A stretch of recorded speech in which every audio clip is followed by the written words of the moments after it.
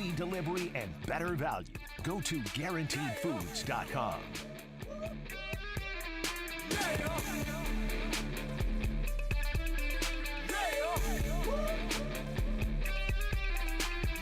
All right, a Wednesday edition of The Zone right here on Sports Radio 810 WHB. Jason Anderson with you, Josh Brisco, Dylan Michaels, heading up until 2 o'clock. The next 4 hours, we've got you. A lot of stuff to get into today and talk about. 913-912-4810 is the text line to join us. 913-912-4810. Text line to be a part of the show, part of the conversation today. We'll talk some NFL football. We'll start with some football here in the first hour. We'll get into some Major League Baseball today as well. Some college basketball on the docket throughout the show. Mizzou dropping the game to Tennessee last night. You know, the moral victory does it. I feel like, they had a half loss to Ole Miss and then they get a half loss to Tennessee. So technically, they, in our minds, only have 12 losses. They're only 0-12 in 13 games. They don't get a win. I'll give them 11-1. Oh, well, 12-1. Well, no, because we've taken they're 0-12 right now. They're 0-13 right now. Okay, it was cut off right there. I was doing I bad apologize. math. No, that's okay. my fault. That's okay. So so then Excel 0-12 spreadsheet and cut 1. off the that's right. There's so many losses that it's actually hard to fit them all in the little box they're in. I'm willing to, now they can. I don't think they can say it's still a winless streak like in soccer. But it's not as bad. You got 2 half moral victories there for 1 moral tie. Half moral victories, 0-12-1 are the Missouri Tigers in our personal record. In our personal record books, absolutely. For Mizzou, they lose to Tennessee last night, and boy, they just. How late into the game was there only 3 total points scored? I'm checking to get the exact timestamp. Only 3 total points? What do you mean? It was 2-1 later in the game than it should have been. I'm on it. You go ahead and get on that, man. It was sad. The final 3 that was made by Anthony Robinson, yeah, that was sad. They can't even lose well enough for me. I'm really sorry. It's not even fun for me to make fun of anymore. The alternate line of Tennessee minus 5.5 was just fine when Mizzou was down 8 with 1.5 seconds left. And Anthony Robinson chucks up a 3 at the buzzer and hits it, and they lose by 5. Like, really? You can't even lose correctly for me, Mizzou. You can't. That's a little bit on you for betting on Missouri basketball. I bet on Tennessee minus 5.5. Oh, I'm sorry. Oh, that's even worse. Yeah, Tennessee minus 5.5. Oh, I'm so sorry. I took the alternate line. Oh no, that's the worst it could have been. Like, how could you took the alternate line against Missouri and they still beat you? Oh, like, Lord Almighty, that was money in the bank. I'm so sorry. You're up like 12 with a minute 30 to go. Missing free throws. Missouri starts scoring just to make it a 5-point loss. Like, whatever. Have you considered just being a conscientious objector to the rest of the Mizzou basketball season? It might be better for your health. I was fine last night. It just would have been more fine with that if he did not make that shot or have a foot on the line. Let's go back and review it. I think he might have had a foot on the line. 913-912-4810 is the text line to join us. 913-912-4810. Even when they lose, they can't do it good enough. I mean, just lose by 6. I don't care. Lose by 6, make it a 2-point shot. Cool. Anthony Robinson, nice job. What was only 3 points in the game? I think that's all he had was that shot. There's plenty of them along the way. When the game was still in doubt, they missed they were chucking up plenty of threes and missing them. They played well. I mean, we can get into that and talk about it. They played well and did about as much as they could against the top 10 team in Tennessee and a really tough physical team in Tennessee. And Mizzou has their struggles in defensive rebounding, and they, as much as you could ask, held their own. And Dalton Knecht, who is brilliant, they held him in check for a good portion of that game. But when somebody's that good, he's going to start making shots. And he did, and that happens. Missouri was up by 1 about 5 minutes into the game. It was 1-0. Yeah. That was the sad marker. It was 2-1 with 14:50 left in the first half. That felt like it was. I was shocked to see how many points ended up being scored in this game. My son and I were outside playing basketball. And we lost track of time. We were going to go in and watch the game at 6 o'clock, and we got in at 6:18. And I'm like, well, let's go, the bath and everything. It's we're a little sweaty. Let's go get that done. I was like, I'll turn on the Missouri game and you can watch it. And so I'm like at 6:18. My son was like, I wonder how much they're losing by. I was like, probably a lot. He's like, Alexa, what's the score of the Missouri game? By the way, everybody that's listening right now, Alexa, they'll tell you right now. What's the score of the Missouri game? And she was like 4-2, and I'm like, she must be behind. It's behind. It has to be behind. I was like, I thought it was a 6 o'clock start. Did they start at like 6:12 or something? 6:13? It was 4-2 at the 12-minute mark. I turned it on. It was 4-2. I'm like, oh. It's like watching Virginia basketball. Heck yeah. Well, watching Virginia basketball the other night against Virginia Tech, you wouldn't know that since Virginia Tech was scoring all over the place. It's like watching Virginia basketball offense. Sorry. Typically, yeah, that's right, because they did score about 40 points in that game. We'll talk some college basketball, certainly. We will talk with Sam Munson coming up at 11 o'clock. Pro Football Focus. Get his thoughts on the Chiefs heading into the offseason. Chris Jones, L'Jarius Sneed, the draft combine coming up next week. There's a big offseason for the Chiefs. Turns out it's another big offseason for the Chiefs. They've had a lot of them. Every year in the NFL is a big offseason. You're making decisions on free agents. You're making decisions on draft picks. You're making decisions on franchise tags and things like that. Figuring out who's going to be on your team, who you retain, who you go out and sign long term. Who you can bring back on a shorter-term contract, who you are investing in, who you're walking away from, and drafting to try to keep that cycle continuing because the Chiefs killed the 2022 draft.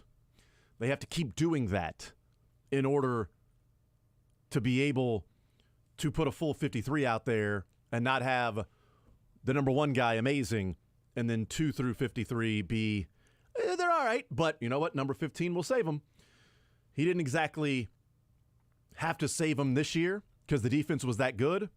But if the defense wasn't stellar, if they didn't kill the 2022 draft the way that they did, and then also have L'Jarius Sneed as a fourth rounder, if they didn't do some of those things, then we wouldn't be talking about the fact that this Chiefs team is going for a three-peat. But those are the decisions that have to be made, and they're made by every single team across the league. The Bengals are deciding if they are going to franchise tag T. Higgins, which that looks like it's going to be the case. Michael Pittman with the Colts.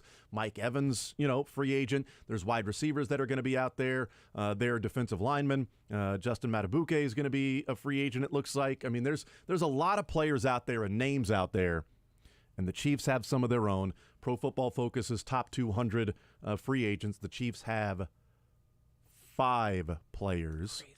Chris Jones, L'Jarius Sneed, Drew Tranquill, Donovan Smith, Willie Gay, Mike Edwards. They have 6. They have 6 players, and that's in like the top 140.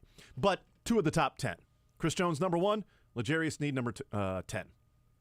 And the number 2 cornerback behind Jalen Johnson for the Bears, number 9 overall Pro Football Focus free agent. And with PFF, they put what their projected salaries are, which I think it's a nice jumping off point. Doesn't mean that that's what they are going to get.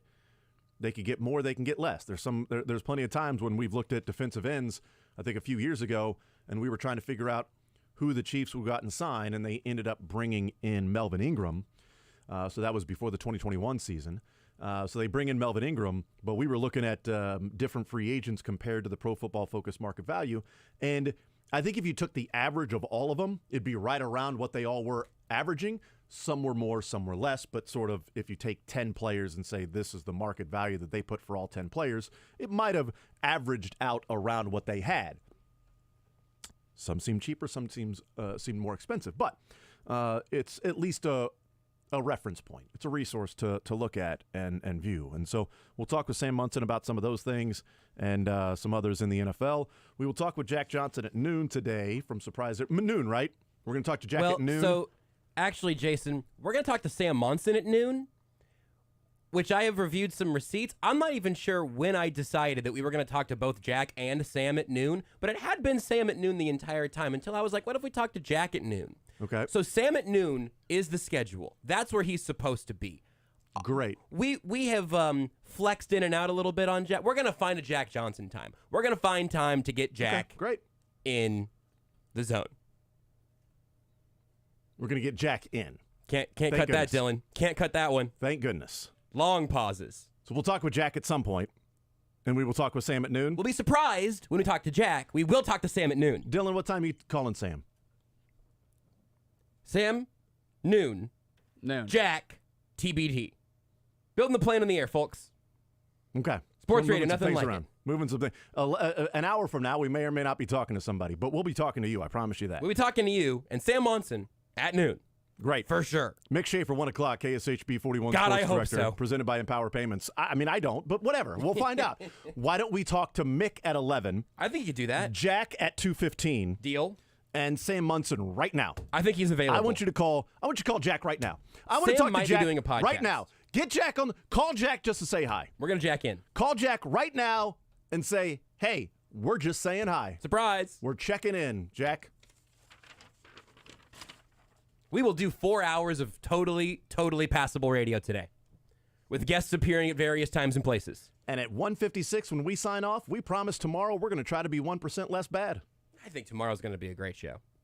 It'll be 1% less bad than today. Is that a shot at Dylan because Kyle will be running the show tomorrow? Sorry, Dylan. You're the 1% today. You're a 1%er. You are a 1%er to us. You and Anthony Rendon, 1%er, and both of you hate your job. It's my 1 of 3.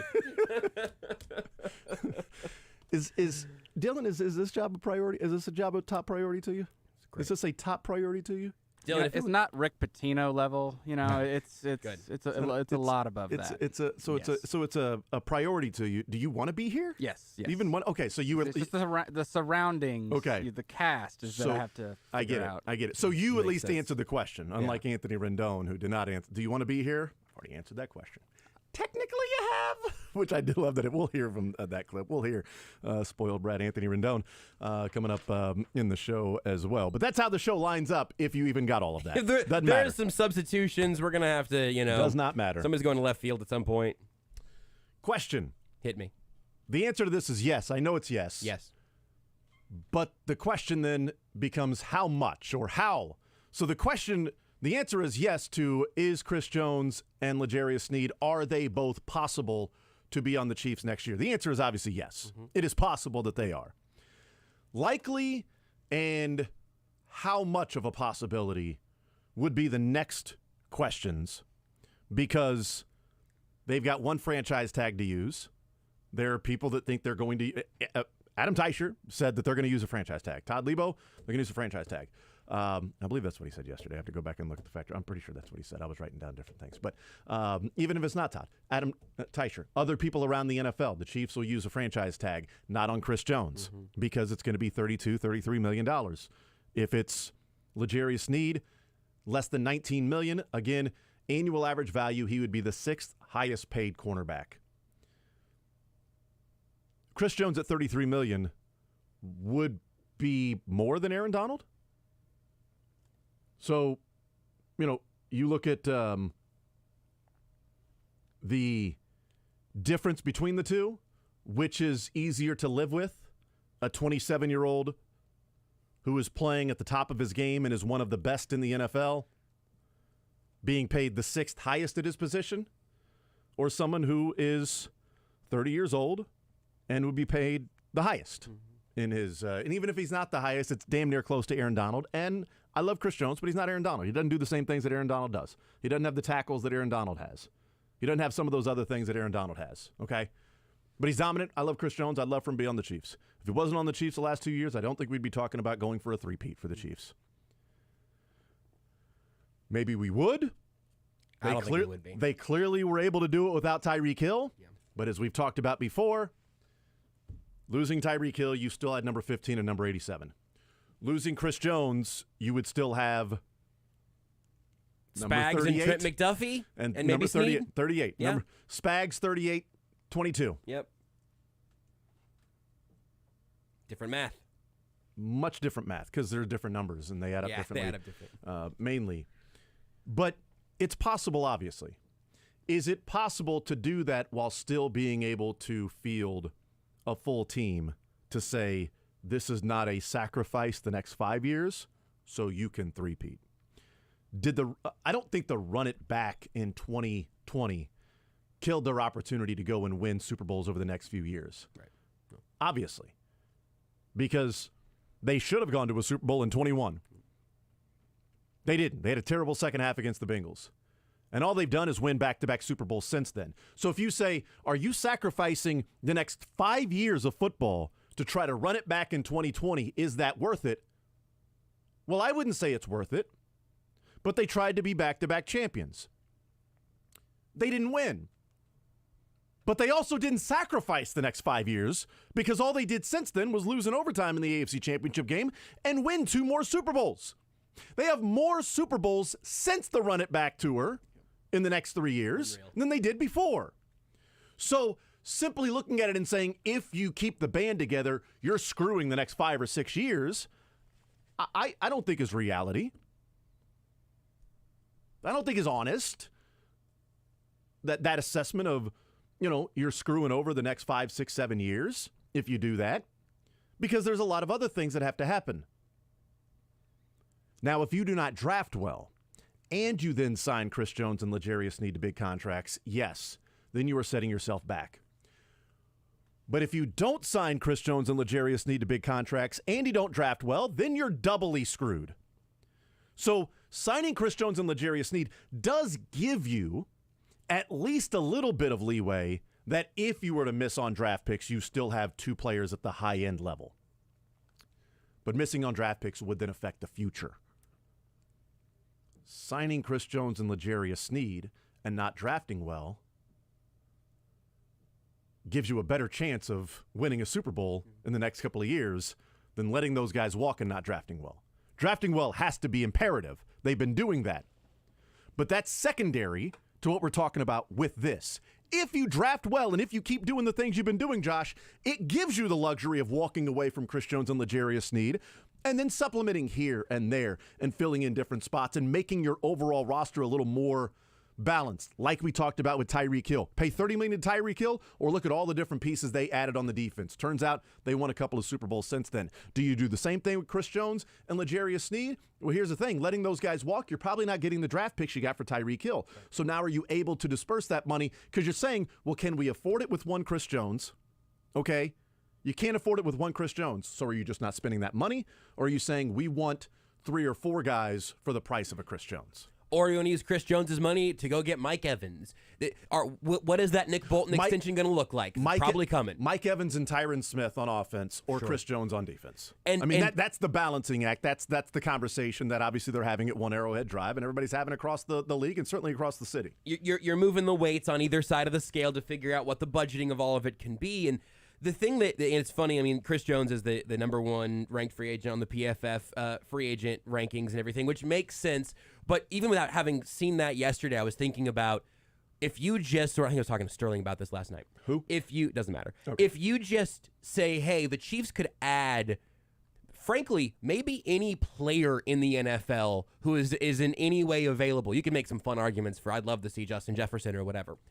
But I would not have to stretch very far to say on a 1 or 2 year little window to say, I think the player that I would add would be Chris Jones. Like that at this point, it is like very if the Steelers fire Mike Tomlin, who's the best coach available? Mike Tomlin. It's Mike Tomlin, absolutely. If the Chiefs let Chris Jones walk right now, I think the best fit for their defense and a guy who could absolutely make them a Super Bowl caliber defense again would be Carolina Panthers defensive tackle Chris Jones.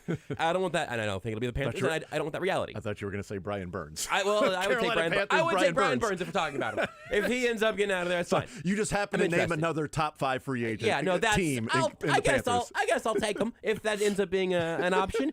But he is so impactful to this defense, and I love L'Jarius Sneed, and I think the steps he has made have been even exceeding the teachers he has around him and the scouting eye of the guys who found him and brought him into this circumstance. L'Jarius Sneed has overachieved and overachieved and overachieved.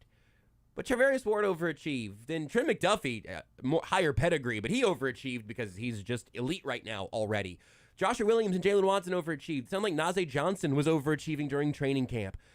Shamari Connor is overachieving. Hybrid role. We'll see how they end up using him as they get another year of the system under his belt. But I look at that position group, and I do think this might even be like an easy take at this point. But it seems like being able to bring in your projects and mold them into excellent players. Matt Derrick said, we got to ask him about this on Friday. Matt Derrick said on 41 is the mic with Nick Jacobs. He said if you gave Dave Merritt a golden retriever, he'd make him Air Bud, and he could play corner in the NFL. It's the greatest. That's a rough take. It's the greatest. I think you're barking up the wrong tree. It's the greatest line in the history of scouting and roster building. If you gave Dave Merritt a golden retriever, you could probably make it work. L'Jarius Sneed's got, human hands and human feet and is incredibly good at jamming you at the line. He's very physical. Opposable thumbs. Opposable thumbs really help. Yep. But he does have that dog in him, so again, lots of options. I at this point have had to recalibrate again after going through so many stages of grief last offseason that Chris Jones has to be the first thing you solve. And then if you can make it work with Snead as well, you could tag Snead and figure it out. Maybe you eventually can move him off that tag. Maybe you tag him and get the long-term deal done. But maybe I have that like Schefter McAfee clip stuck in my head from a couple of weeks ago. But if there is any feeling whatsoever that Chris Jones isn't going to get the deal anywhere that he really, really wants, he should take the deal that he's okay with in Kansas City, and the Chiefs should continue to offer that to him, even though I know some egos got bruised and some people got frustrated last offseason. There's no doubt about that. So I put some numbers together. We'll see if those are palatable. We'll do that on the other side of the break. 913-912-4810. Text coming in on at least some names, and I think it's an interesting text to look at, just as, hey, if you don't sign this, here are some other guys you may be able to sign, and I get it, understandable, and approaching it different levels of that. We'll do that on the other side of the break. 913-912-4810 is the text line. More Zone right after this.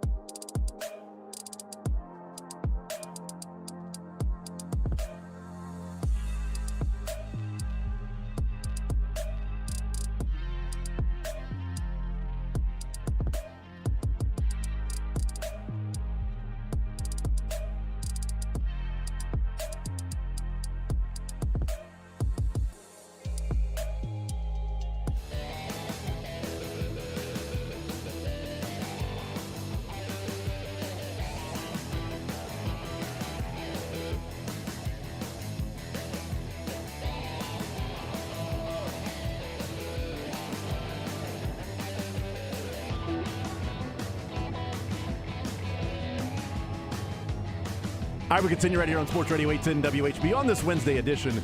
So we're going to have Jack on at 11? Jack on at 11. Okay. Surprise! By the way, it's beautiful weather here. Not just in Surprise, Arizona. It's beautiful weather here. Yeah. I've got this jacket on. It's jacket off weather. Yeah. I think So down in Arizona and here as well.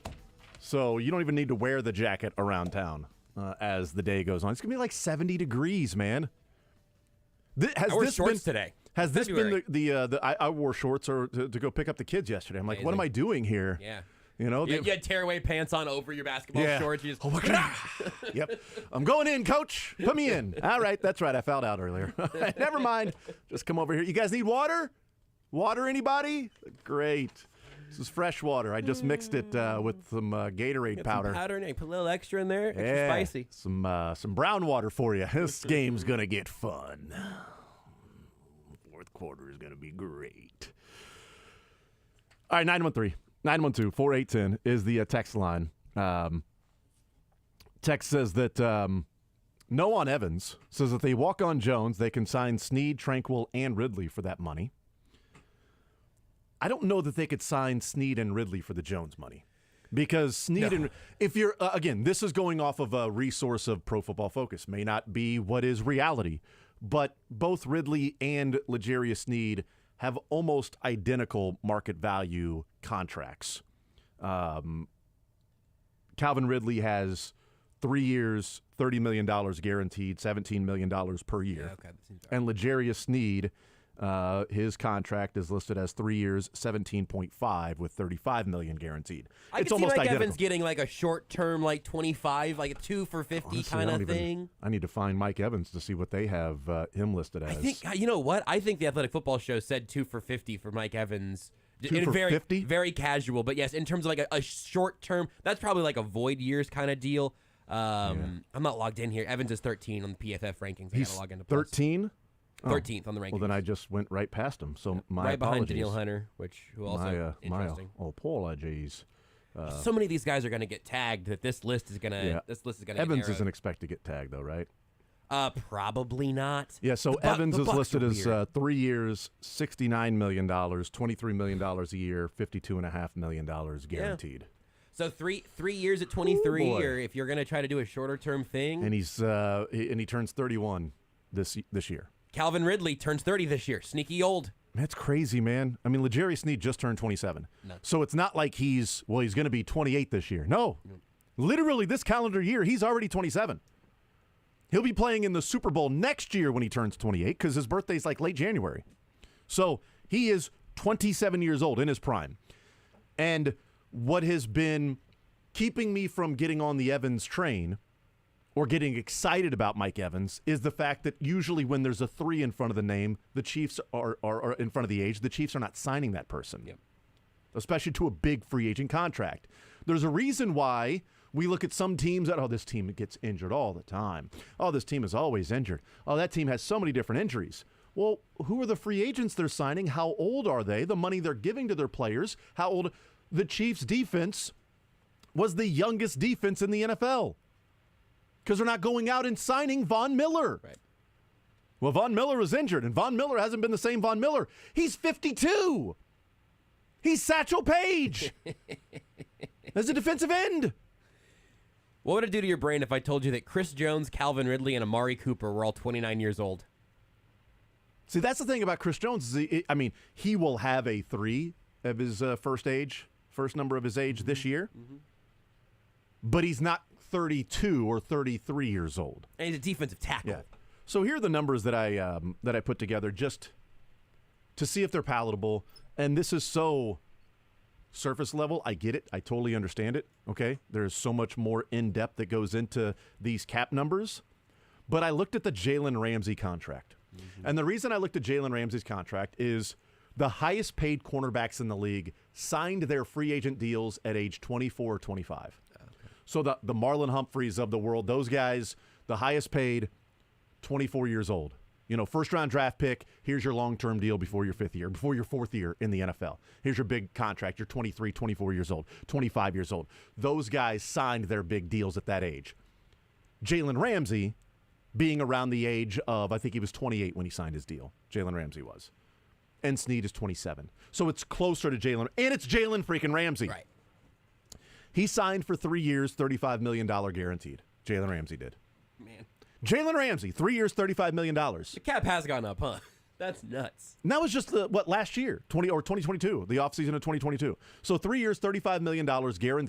That was his contract last offseason? His most recent contract that Jalen Ramsey signed. What was his age 24? That I don't know. I'd have to look up for him specifically. I was just looking at the most recent contract, the highest paid players right now at the cornerback position. Okay. And their contract breakdowns.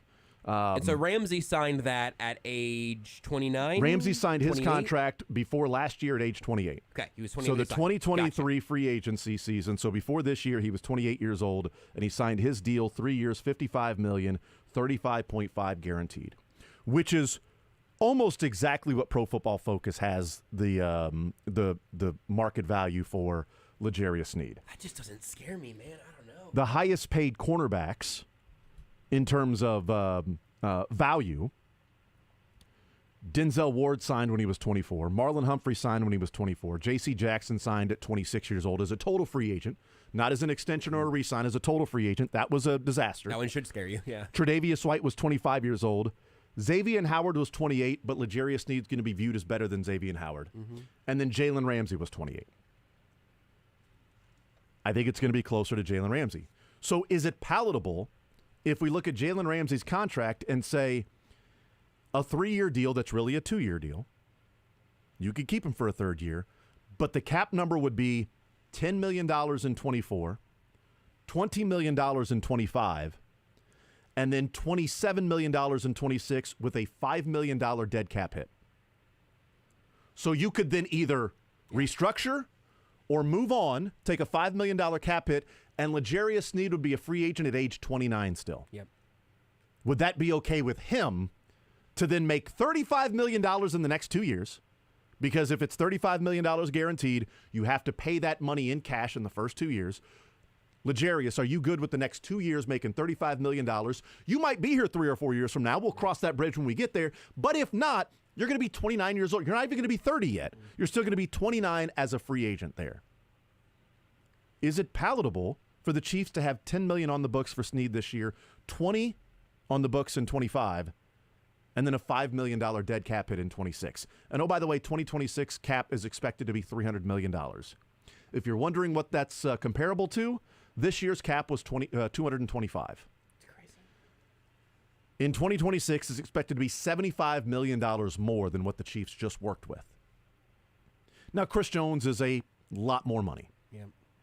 Because if you look at what his would be, if you're trying to slowly escalate that, his would be a 4-year deal with 3 years, kind of a regular 3-year deal. If you're looking at this is just reference numbers, right? Mm-hmm. If you're looking at Pro Football Focus, it would be roughly $15 million this year for Chris Jones cap hit, $25 million in 2025, $30 million in 2026, and then $35 in 2027, but a $10 million dead cap hit. And 2027, the cap is expected to be about $330 million, which would be roughly $100 million more than it is right now. And that $10 million dead cap hit. Now, you would get him age 30, 31, and 32. But you're paying more money than you're paying for L'Jarius Snead. Yep. You're also getting what the Chiefs view as a more impactful player. They look at defensive line. It's obvious Spagnuolo is more defensive line and pressuring. He can do that with blitzes in different ways, but it's more pressuring and then the coverage. Not coverage creating sacks. It's sacks creating coverage that's why he blitzes all the time. He doesn't sit back and bring 3 or 4 and drop 8 or 7 to say, oh, we're going to cover for 6 or 7. No, we're going to speed you up because that's going to make you turn the ball over. That's going to give us the best chance of stopping you is getting after you and sacking the quarterback, pressuring the quarterback. So we're going to build front to back.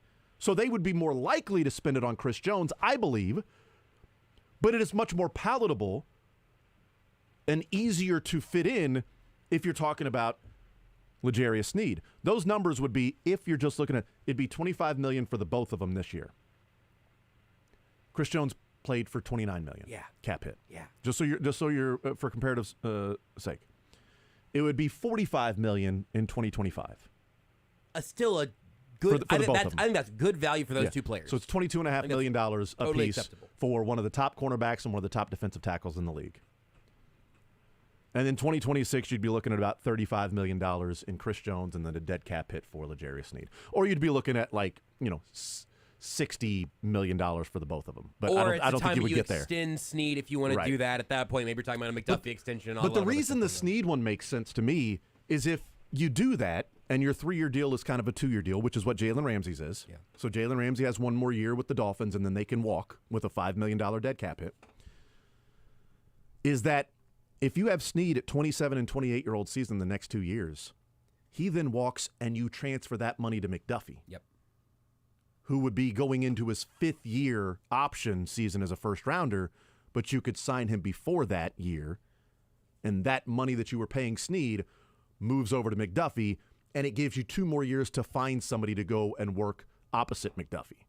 And it also just gives you these years to develop who that is. I mean, that growth. The thing for me, develop or find, whatever it might be. The thing that keeps bringing me back to Chris Jones is the state of those position groups. Agreed. The defensive line right now absolutely. is thin, and you've pointed out that's something that Spags is not going to want to live with, a thin defensive line. Charles Omenihu getting hurt in the AFC Championship game is brutal. He's going to start the season on the PUP list. Mm-hmm. It's just going to happen. I'm predicting that. It's just the path of it. He's not going to play week 1. Okay? Definitely not. I would be floored if he's out there against the Houston Texans week 1. It'd be an Adrian Peterson by the way, plus, I think. That's my hey, guess. Houston, I like that. That's my guess is the Houston Texans. That game. But it's very Detroit Lions feel. But you got Stroud, though. You got a young up-and-comer. Detroit was the new up-and-coming team, kind of fun. Mm-hmm. It's not the obvious ones you think of. I like that. I think it's the Texans, but we'll see. I keep going back to Jones because I know that there is a way to cover up the loss of L'Jarius Sneed, but I am completely open to that path of these 3 years for Jones, these 2 basically guaranteed for Sneed, and then some flexibility, a chance for him to hit free agency still pre-30. That makes a ton of sense to me. And I think you were right in the first segment to note that keeping your stars does not mean that you're going to age with those stars. They let Tyrann Mathieu walk, and that was good. They moved on from Anthony Hitchens, and that was obviously good. There are decisions like that are tough, that are right on the knife's edge there. But I didn't see anything from Chris Jones that makes me think that next year's his fall off. That to me is the biggest point, is they moved on from Tyrann Mathieu because you saw it was over. Started to see it. It was done. Tyrann Mathieu was not the honey badger anymore. He was more the agave hamster. God, there it is. I think I called him out. Set it up for you right there. I was hoping somebody would knock it out. I was thinking maybe the syrup hamster or something, but I liked it, agave. Agave hamster. I may have called Justin Reed that at one point, and it's like a term of endearment. I don't know. I can't remember. I get it. Someone should embrace the nickname. Agave hamster. I'll be the... I need to be like the stevia shrimp or something. I can't have all that sugar. Stevia shrimp. I'm the sweet and low snake. No, man. You got it with the agave hamster is as good as it gets. Good as it gets. You nailed it right there. All right, we'll take a timeout. We'll come back. We'll continue rolling. More Zone right after this.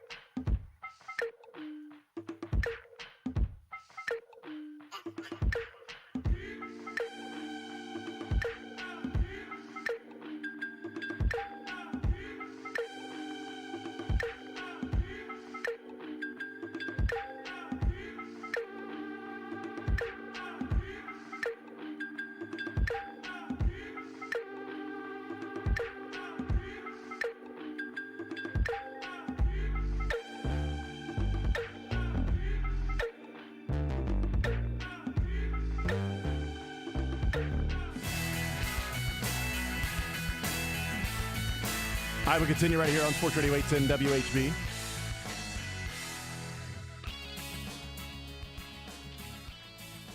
(913-912-4810). Text says Chargers and Harbaugh week 1. Could be. Could be.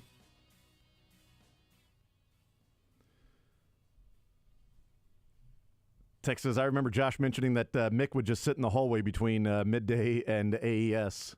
Is he already out there waiting for the opportunity to be called up earlier to the 11 a.m. hour? I don't know. Somebody check. He's in the bullpen. We're waving the towel. He's right there. Yeah, that's just pointing out. It's the righty. The righty walking out there. We need the righty right there, Mick. Is he right-handed, left-handed? I'm not sure. Not sure, though. 913-912-4810. Text says, nobody is giving their old asses that kind of money. I think he's talking about Chris Jones, maybe. I don't know. I'm not sure. I'm ready to give Chris Jones' old ass a lot of money. I'll Text say it. says, if you told me Veach found the next Air Bud, I'd take it. Be south of Mason-Dixon line. Lengthy, lanky golden retriever. Text says, here's a wild one. What about Kyle Pitts? Oh, don't you dare me with a party. Don't you dare me to go to a party. What about Kyle Pitts? The only unfortunate thing is we're at the point of the Chiefs dynasty where no one is going to throw us any life rafts. They're going to throw us cinder blocks if we're drowning in the ocean. Mm-hmm. That's right. That's a good point. Just splashing. I can't swim. Oh, you can't? Oh, no. All right. Oh, maybe somebody else will come by. Here's me calling for help. Help. Guys, the Chiefs are drowning. Oh, no. What's going on? Oh, I thought Mahomes could save everybody. Oh, it turns out he's only swimming 3 feet. 3 yards. It's only 3-yard swims for Mahomes. He doesn't look very athletic when he swims. He used to swim 20 yards when he first got it to the league, when he had Tyreek Hill as his life raft.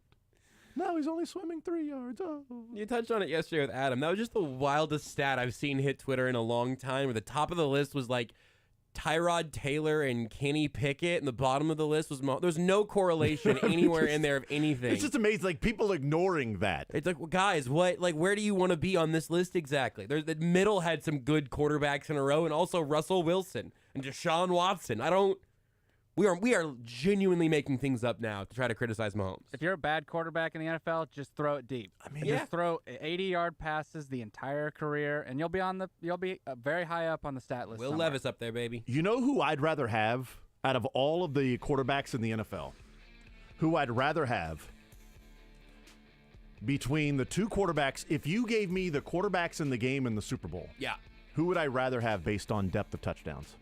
Jawan Jennings, he averaged 21 yards per touchdown pass in the Super Bowl. Point. I'll take Jawan Jennings. The guy throws 21-yard touchdown passes. Got to push the ball down the field. What was Mahomes averaging in the Super Bowl? I mean, he threw a 3-yard touchdown pass for the win. Anybody could do that. We're having a lot of fun here, but if McCole Hardman takes that deep shot into the end zone, that stat it never makes it to Twitter. Yeah. I mean, he threw a 16-yard touchdown to MVS. He was wide open. I could have done that. You know who couldn't have made the throw to Christian McCaffrey from Jawan Jennings? Anybody else in the league. He's the only one that could do that. He was a highly rated guy out of high school. Of course, Kelsey was too, as a quarterback.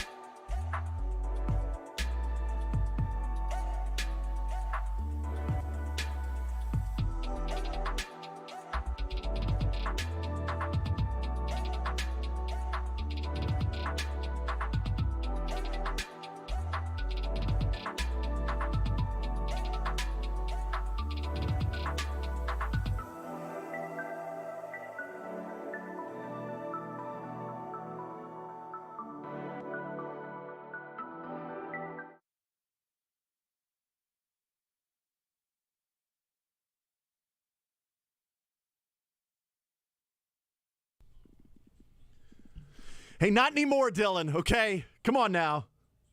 Come on now. Come on, Chin.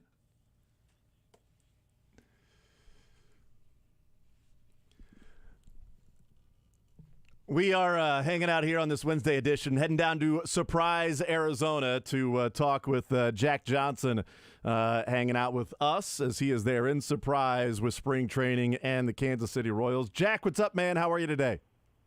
Hey, pretty good. Final day here and still pretty busy. I just got done talking with some players, and we got Cotrero coming up in about 20 minutes or so, but still a lot of fun down here. It sucks to say that though, right? When you say final day here, like that hurts. That hurts you. I felt a little bit in the voice when you said that, the pain there. It does hurt a little bit, man. They flew by. I feel like we got here 30 minutes ago. It feels like, and that's what Soren told me. He's like, you're just busy all day, all the time, and you just keep doing the same thing every single day. And of course, you kind of look up and time to go already. Yeah, but it's fun though. It's fun, man. I was happy to hear that you were heading down there, and I know you've been killing it as well. And certainly we'll get some more from you today. I did want to get your thoughts on, we talked about Bobby Witt yesterday and what he did in the offseason and what he is doing in making a name around Major League Baseball. Even more of just the understanding of how great of a player he is. MLB Network going through their top 100 players. They reveal numbers 20 through 11, and number 20 player in all of baseball is Bobby Witt Jr., and he went from rank 92 last year up to number 20. What's really interesting to me, Jack, is that did you see I'm assuming you may have seen the list, but I know you're busy, so you may not have, but I know you're tied into everything. What's fascinating to me is that who is number 19? And number 19 on that list is Adley Rutschman, one spot ahead of Bobby Witt. And there was a time in the offseason last year where we thought, my God, they were one spot away from getting Adley Rutschman. And it's going to be one of those where Bobby Witt's going to be okay and Adley Rutschman's going to be this Hall of Famer. And he's one spot ahead of Bobby Witt. It's not the end-all, be-all. But he's also 3 years older than Bobby Witt Jr., and he hasn't signed a long-term deal yet. And so, looking back, I'm not saying that the Royals would take Bobby Witt over Adley Rutschman if they had to do it over, or if they had their choice of the two. But what a difference a year makes when we're looking at those two guys and viewing that particular draft and what happened at picks 1 and 2. Yeah, I think that, coming out of the draft, Adley Rutschman was always going to be one of those prospects that was such a safe pick because, one, he was damn good, but two, there really wasn't going to be a floor for him. It didn't feel like he was going to bottom out like some top draft picks may be. He was one of the best pure college hitters that I had ever seen. I had seen in person. I mean, the ball would fly off his bat, and he played at a powerhouse at Oregon State. But I did think at the end of the day, but when you look at these two guys, both transcendent ball players, both superstars for their team, what I'm curious to see, though, is what does Bobby Witt Jr. look like when this lineup really is cooking, when they are a winning baseball team? Adley Rutschman, as good as he is, it's a really good lineup in Baltimore. There's a lot of protection in that lineup. Not to take anything away from his success. He's a great defensive catcher. He's one of the best pure hitting catchers in the league. That's hard to come by. Bobby Witt Jr., though, I feel like that ceiling hasn't been reached just yet, and that's the scary thing for the rest of the league is I think there still is a lot more to learn about him as a player. I think there's a lot more to see about him as a player. And when you put up big numbers like this on a team like last year where you lose 106, it makes me wonder, Jason, what is this going to look like if they are a playoff team, if he's got protection at the top of the lineup and right behind him, when he's getting more pitches to hit, when he doesn't have a slow start in the first half. I think the possibilities are endless. We're hanging out with Jack Johnson, and we don't know what Adley Rutschman's going to sign for either. Like that's the other part. It's a bird in the hand. We know that the Royals have Bobby Witt Jr.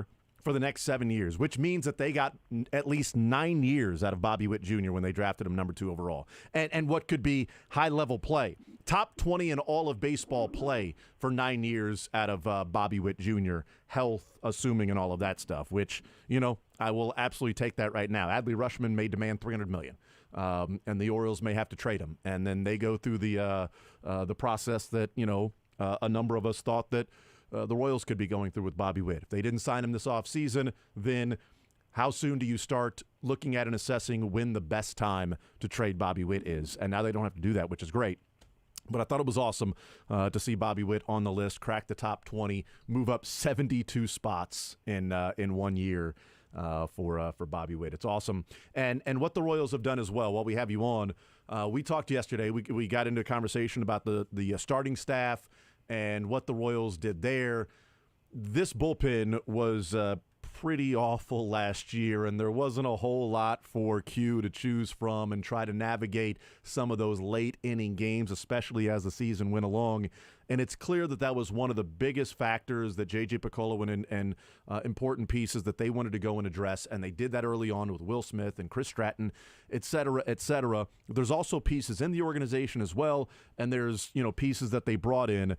The bullpen getting revamped is going to be, in my estimation, is going to be one of the more underrated parts, because it just gives them an opportunity to not have 180, 190 innings from Lugo and Waka and Lyles, that if you can get 5 or 6, you're not handing over a 3-2 lead to a bullpen that's going to give up 5, 6, 7 runs. There'll be some blown, saves along the way, but there are much more professional guys out there in the bullpen waiting to come in. And there are guys that maybe Royals fans haven't even thought of or looked at or were thinking would be big parts of this team in 2024.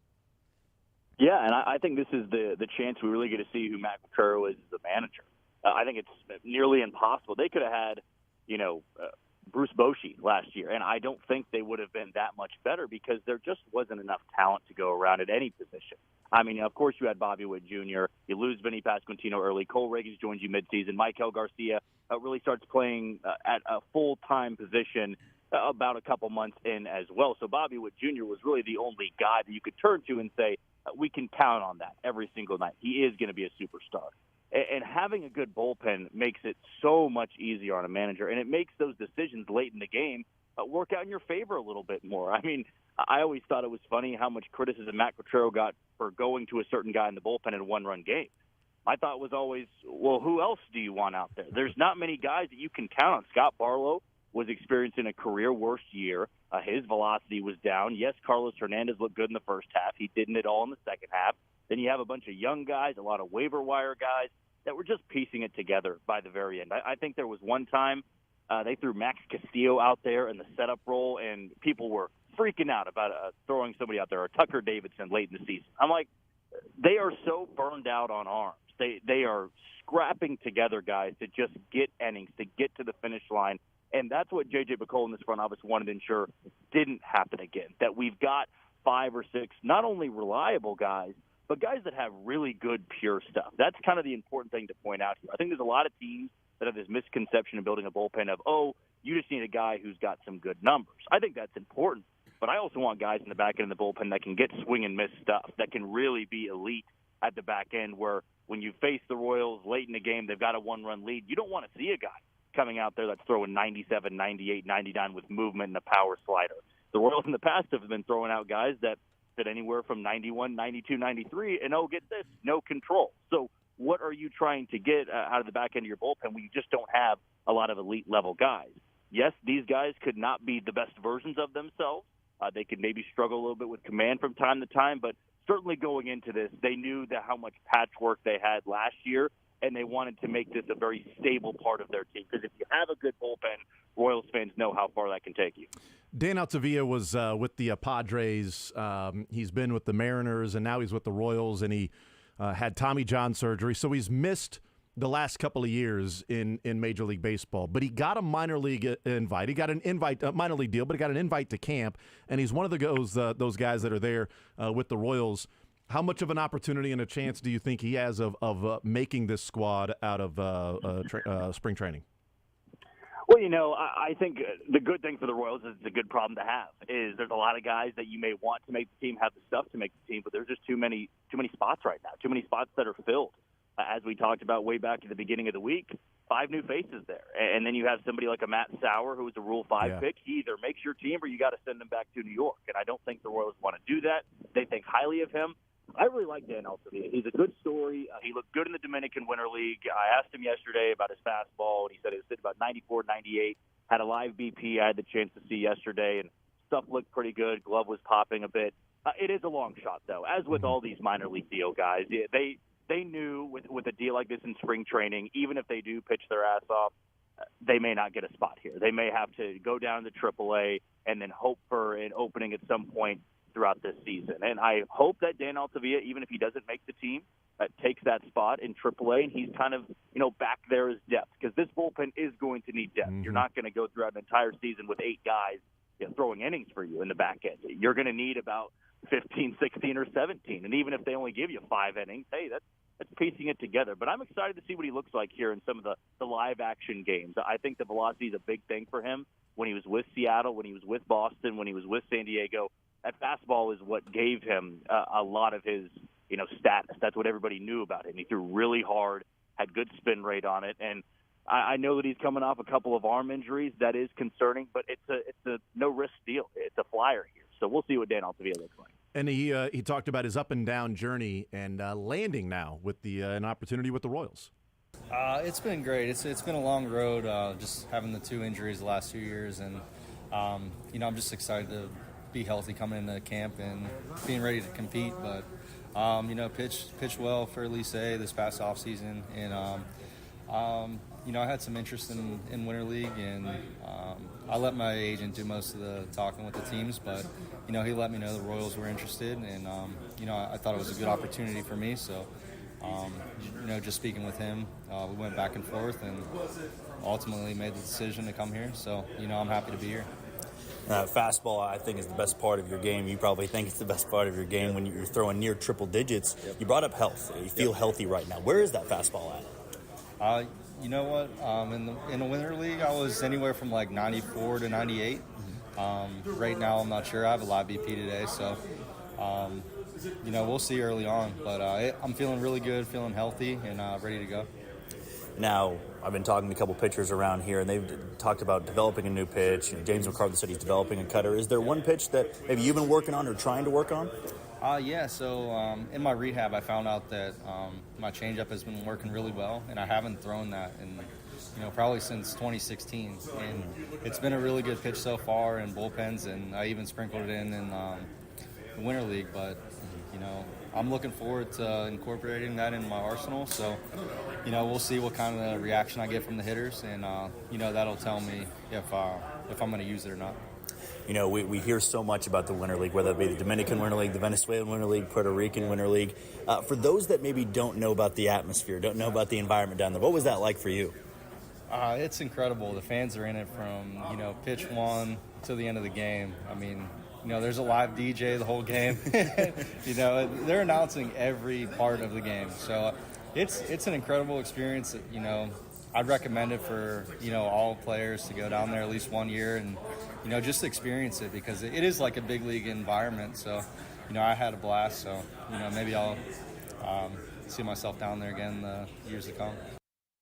Look, let's hope he's pitching that well and adds depth to the team. I mean, a minor league contract, he'll add that to the bullpen. And if he comes out there and is awesome, it's not because there's no depth and there's no talent there. It's because he went and earned it. One of the look, we've talked about the different free agent signings as well. The Lugo, the Waka, the Will Smith and Chris Stratton and Hunter Renfroe, and even Adam Frazier with the connection that was there with Hunter Renfroe and being college roommates. But Garrett Hampson is a guy, too, that, they've added to the mix, and a guy that can play center field, can play second base, can play shortstop, can play in the dirt and in the grass as well. He and Adam Frazier, are those guys fighting for one spot, or do they both have a spot on this particular team? And what have they looked like as they're getting ready for this season as new faces with the Royals that can play a lot of different positions? Yeah, I think it was really interesting when the Royals went after both these guys because they basically do the same thing. Garrett Hampson's got a little bit more speed than Adam Frazier. Hampson's coming off a better year than Adam Frazier. But I do think J.J. Bacoa wants as many guys for depth that can play a lot of positions. And the good thing for the Royals, Frazier's a lefty, Garrett Hampson's a righty. It can be as simple as that. As they want those matchups there. Matt Quatrero is very much of a matchup a type of manager. It's not going to be a set lineup every single night unless that lineup is rolling. And Garrett was very excited to be here, and I had a chance to actually ask him what these first couple days have been like. Oh, it's been great. Just trying to get to know everybody, try to get the names right to start, but otherwise it's been awesome. getting down here in Surprise, staying in Arizona, which was nice for me. Live in Scottsdale, so spend a couple more days with the family and just getting the season rolling. Feels good. Now, I talked to a couple of the super utility guys here about what their most comfortable position is. I know you can play tons of positions, infield, outfield, doesn't really matter to you. What feels best for you, though? What feels like home? I grew up a shortstop, so I'm always going to say I feel probably most comfortable at shortstop, but the ability to move around I know is valuable for me, and so I take pride in being able to kind of move around. I feel really comfortable in the outfield now, so I would say just trying to stay sharp in all the positions. Now, speed's one of the best parts of your game, and this is a very fast team with lots of elite guys in that category. So where would you say right now you rank in terms of the fastest guys on the team? Oh, I don't know. I'm not sure. I'm sure there's numbers out there, but unless there's a race here in camp, I guess we'll never really know. Well, let's get that race going. Come on. Let's go, Garrett. Maurice Green's there. What's he there for if not to have races, right, Jack? Exactly. I'm kind of hoping here in the last hour I'm here at the complex I can line up 5 or 6 guys and let's just see, man, 100-meter dash. Let's get it done. Let's find out, man. Garrett, we discussed Adam Frazier yesterday. Hampson, for those that are wondering, last year with the Marlins, he played 30 games at shortstop, 26 in center field, 21 in right field, 13 at second base, 10 in left field, 5 at third base, and he DH'd 4 different times as well. So he didn't pitch, though, so get it together, Garrett. Do something.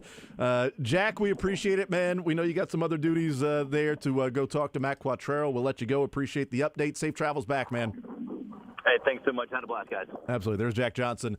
And he's working. He's got other things to do. And he's going to go talk to Matt Quattrero now. I believe it's just in Q's office. Is that what it is? Just a one-on-one. I think so. Jack and Q. I think they're just playing catch. Hey Q, you want to have catch? I'd like that, Jack.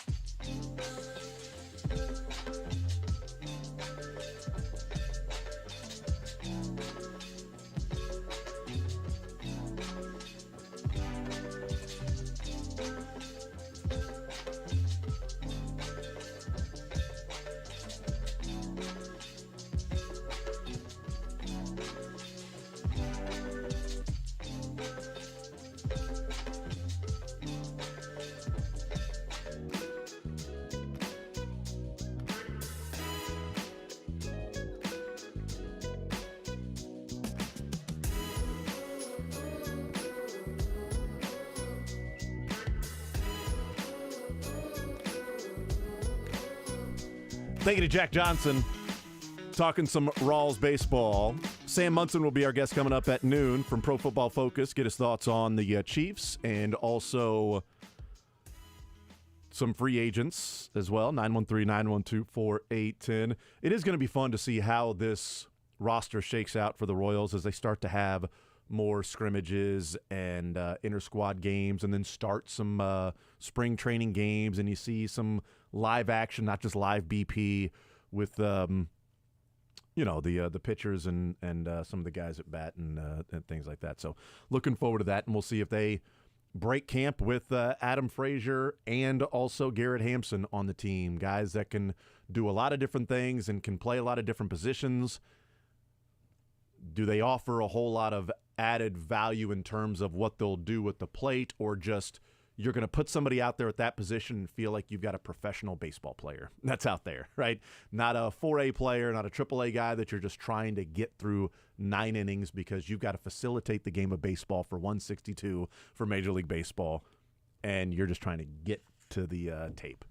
And that's not the case this year with the Royals team, which, over 162 can make a difference in a 3-game series or a 5-game series in the playoffs. Not that big of a difference. 162, yeah, it can help out from time to time because if you're throwing that guy in there, if somebody's on the IL or something like that, yeah, you feel a little bit better than having to go down and grab somebody that's just not worthy of being at the big league level at that point. There's kind of an air of competence around the Royals right now that is, unfortunately, a breath of fresh air. that feels it's not all wishes and dreams and hopes, and they locked up Bobby Witt. They've got grown-ups across the board. The bullpen isn't going to feel like just leaves like covering your eyes and then just throwing a dart and hoping that it hits something. I mean, this could all totally be squandered by June, but right now, it feels pretty good around the Royals, and that's a pleasant place to be. Let's hear from Bobby Witt. So he was on MLB Network last night. They're going through their top 100 players in Major League Baseball. And again, as one of the things we started talking about with Jack Johnson is the top 100 in baseball at MLB Network. And I think it's something to watch moving forward since going back to the draft where Adley Rutschman went number 1 and Bobby Witt went number 2. Mm-hmm. And now the top 100 players, number 19 is Adley Rutschman and number 20 is Bobby Witt. And a year ago, where were they at a year ago? I need to find that. A year ago, Bobby Witt was number 92 and Adley Rutschman was number 41. Going into last year, that seemed like a massive difference between pick number 1 and pick number 2. Yep, like, sure oh did. my goodness, 51 spots worse.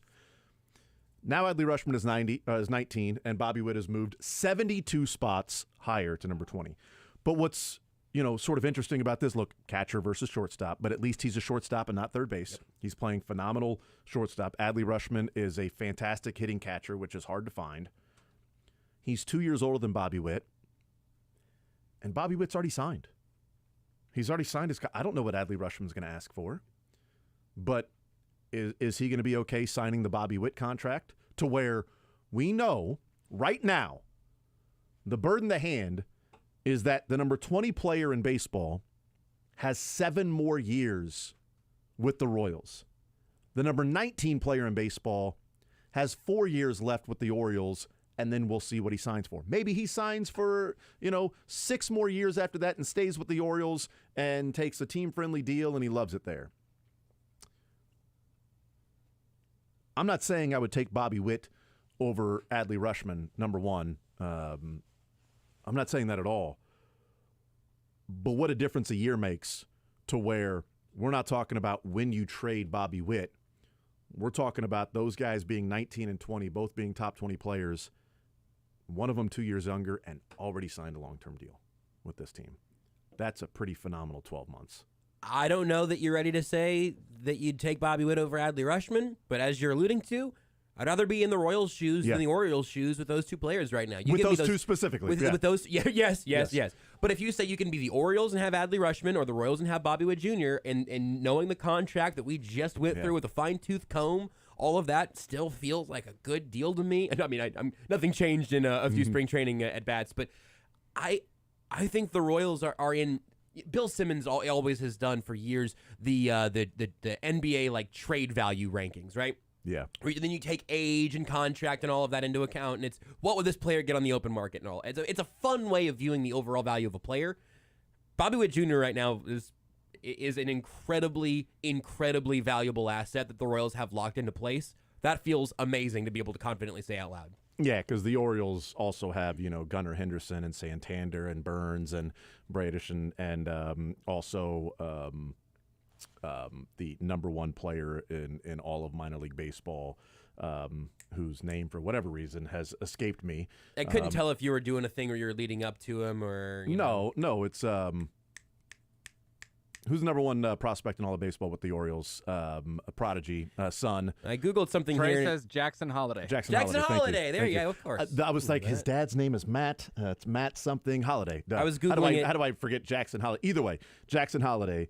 I'd rather be in the Orioles' shoes right now. 1,000%. Yeah. But for the entirety of their health. Just wanted to specifically point that out, that you weren't saying that you'd rather be the Royals than the Orioles. But with those two specific But if players, you said Adley Rutschman on his current deal or Bobby Witt on his deal, I'll take where the Royals have found themselves with Bobby Witt, and very, very happily. Yeah, 7 years more. We don't know what they're going to get with Adley Rutschman. But it doesn't look like it's that mammoth of a gap to where you're going, maybe Bobby Witt's just going to be a fine player. Yep. Maybe he's just going to be an okay player for 6-7 years with the Royals and go somewhere else and signs a big deal because the price of doing business is somebody's willing to pay a lot more money than the Royals are for what they would get in return value on that particular player. The Royals, if they're going to spend that money, have to get really good value from that, and they are getting fantastic value from what they're paying Bobby Witt right now. Let's hear from Bobby Witt. Bobby Witt was on MLB Network last night, the number 20 player in all of baseball. Here's that conversation with the folks at MLB Network and Bobby Witt Jr. Bobby Witt Jr. of the Kansas City Royals. Bobby, congratulations, soaring 72 spots from last year. CY just did a great breakdown on all of your improvements. I just want to ask you specifically defensively, how did you improve so dramatically at short?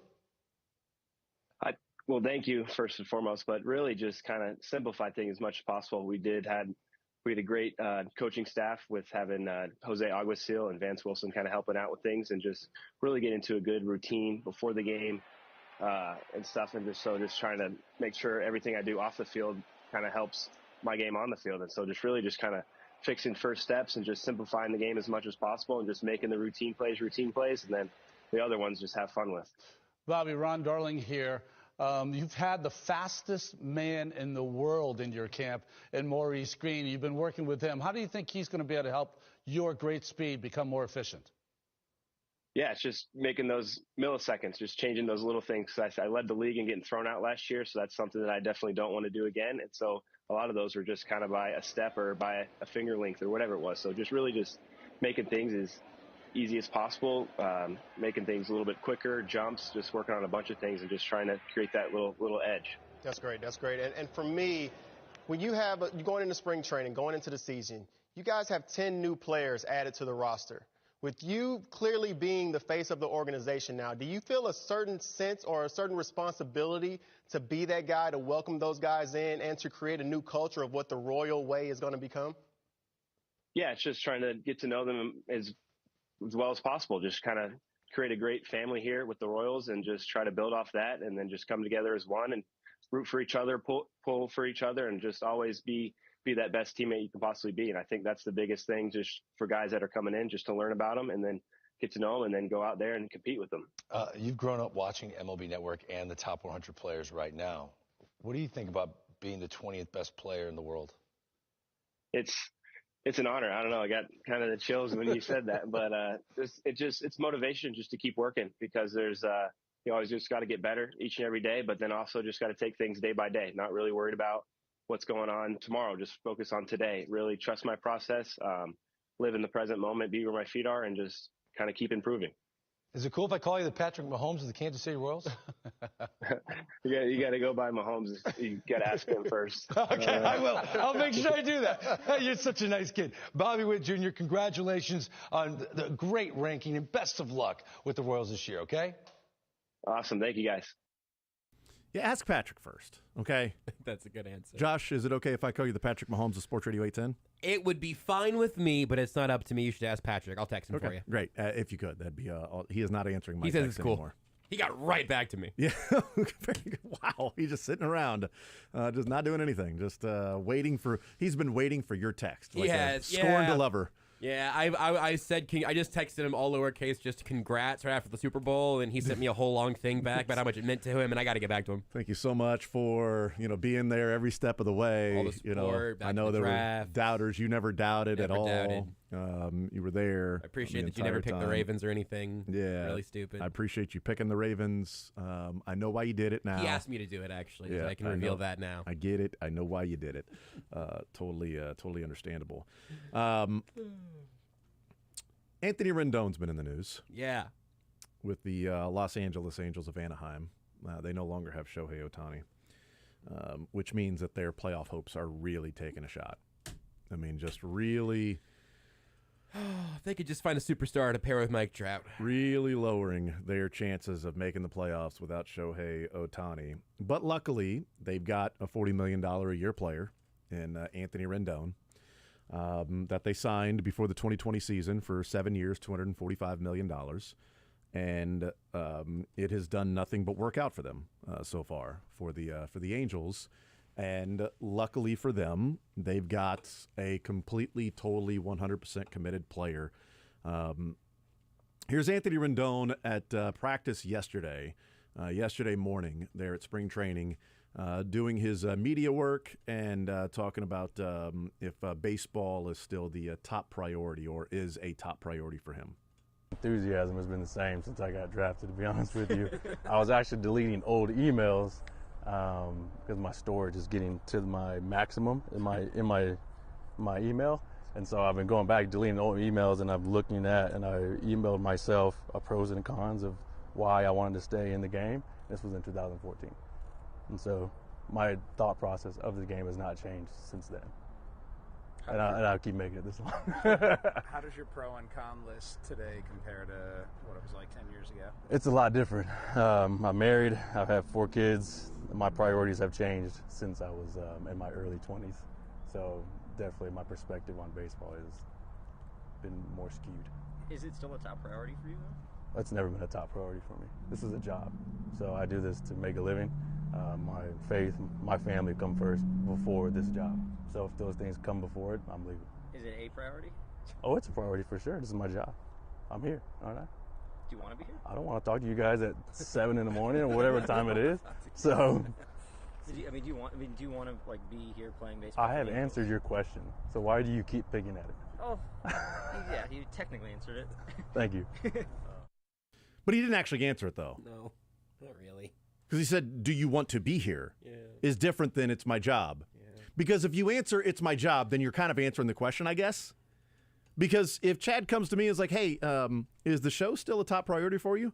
Well, it's a priority because it's my job. My job is the show, so it's a priority. Yeah, but do you want to be here? I've already answered you, Chad. What do you mean, do I want to be? I just told you it's my job. But do you want to be here is the question. Are you enjoying? Here's the thing, because if you don't want to be here, guess what you might do? You might spend a few more days on the IL. He's got $115 million left on his contract. You might spend a few more days that, I don't think I'm ready for that rehab assignment yet. This is my hamstring is barking. I'm going to have to take a few days off, Skip. My hamstring is really, really hurting. No, it's my job.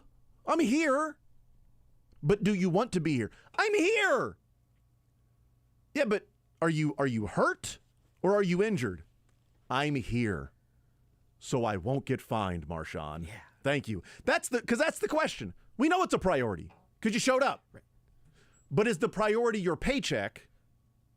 Because there are plenty of people out there that are working for the paycheck, not loving what they do. It's a common thing in life. And it is a responsibility that adults have to go through and do because you've got to find a way to make money, to live. And you may not love your job, but you have to get up in the morning and go through the rat race, and then at the end of the day, slide down the dinosaur, and hopefully, there's other great things in your life. But the priority, and I don't think anybody's I think people looking at it and going, well, his top priority is in baseball. I understand if your family's your top priority. Faith and family. I get it. All right, man, I hear you. Totally, that's fine. Like Harrison Butker was at the same thing. Right. But when you start off by saying, I was deleting old emails, and in 2014, I deleted an email of pros and cons of whether or not I want to stay in baseball. That was his second year in the big leagues. That was his first full year in the big leagues was 2014.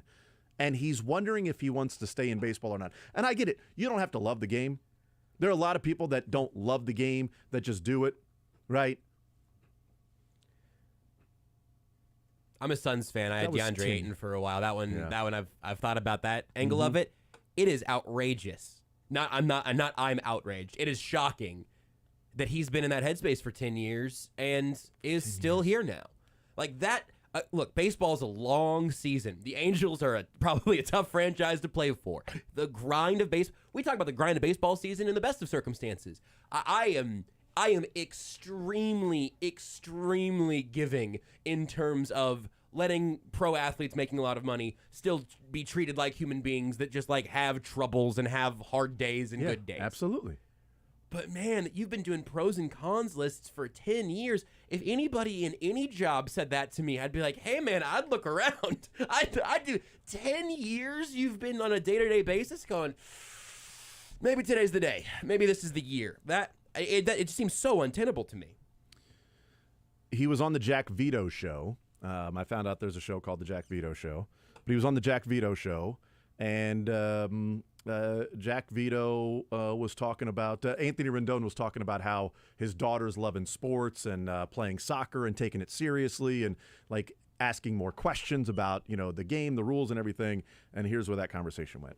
Yeah, is that exciting? I mean, obviously working in sports and seeing your kids maybe following in your path. Yeah, definitely not following in my path. I would not wish this life upon anybody. Obviously, it has its perks, but being in it for as long as I have and talking to other guys that have been in it for way longer than I have, it takes a toll on way more aspects of your life than what the naked eye, what the fan sees, right? And obviously, it's awesome because we're going to live out a dream, but we're lucky enough to be in that 0.003%, of the people in the world that get to do this. And so that's amazing to be a part of that. At the same time, it comes with the downside. Actually, Anthony, I would like you to wish that life upon me. Can you wish your life? I would not wish this baseball life on anybody. I'll tell you what, man. Can you wish $245 million over 7 years to me? That would be awesome. Don't speak for me, Anthony. I'll take my chances with that. $250 million. And that to me is the risk you run into because the Angels were looking to add to Mike Trout. We got Mike Trout. How do we make our team better? How do we build our organization and make it better? And the risk of going out and giving somebody a huge contract that you don't know because he's with a different organization as opposed to, re-signing a Bobby Witt or something along those lines. But you don't have any idea what this player is going to be. Jonathan Papelbon, they had a podcast with AJ Pierzynski, and he went off on Anthony Rendon. And really, yeah, right. He went off on Anthony Rendon and said that that just that I saw this guy and I saw how he worked. And teammates, and I knew somebody, he said wamboozled, said somebody was going to get wamboozled, which is a great word to use. To make up and use. It's Chris Jones during Super Bowl week, yes-indipity. Somebody's going to get wamboozled when they sign this guy because I can see the commitment. And he said, I could go into the clubhouse and I could see people showing up, and I would say, that guy has it today. That guy doesn't have it today. Okay, that guy's ready to play today. And he's like, and I can predict how the game was going to go. I'm in the bullpen. I'm watching everything, right? He's like, I can predict how the game is going to go based on just watching guys as they show up to the ballpark. And he goes, when this guy was a free agent, I'm like, somebody's going to get wamboozled when they sign him to a 7-year, $245 million contract. And my point about if you don't want to be there, it's a priority because it's my job. Okay, It's your job. Since 2015, okay, Anthony Rendon started with the Angels in 2020. The offseason of 2019 to 2020, he signed the 7 years, $250 million contract. Okay. So since 2015 for Anthony Rendon, when he was a member of the Washington Nationals, and he was making, $2 million, $2 million, $5 million, made $12 million. Then he gets to free agency and he's, making a boatload of money. This is since 2015. In 2018, he had a toe contusion, went on the IL, missed 20 games. This is since 2015, so that includes 16, 17, 2018, a toe contusion, 20 games. 2019, he had an elbow contusion, went on the IL, 11 games. 2 IL stints, missed a total of 31 games in 2016, 17, 18, and 19. Mm-hmm. Hits free agency, signs with the Angels, shortened season in 2021, groin strain, missed 11 games. Knee contusion, missed 9 games. Hamstring strain, missed 10 games. Then was transferred to the 60-day DL because of a hip impingement, missed the rest of the season, total of 79 games. 2022, wrist inflammation, missed 13 games. Then transferred to the 60-day DL or IL because he elected to have surgery on the wrist to end his season, missed 96 games. 2023, groin strain, 21 games. Wrist contusion, missed 12 games. Shin contusion, missed 74 games. Anthony Rendon signed for 7 years, $245 million. He has played in 200 games for the Angels. He has missed 315 games for the Angels. He has made $129 million since he's been there. He has made $650,000 for every game he has played. And he would not wish that life on anybody. That's my point about the priority. I don't care if your priority is your faith in your family over the sports. That's fine, over your job. But he didn't answer the question when the guy said, do you want to be here? Because that's different. I'm here because it's my job versus do you want to be here?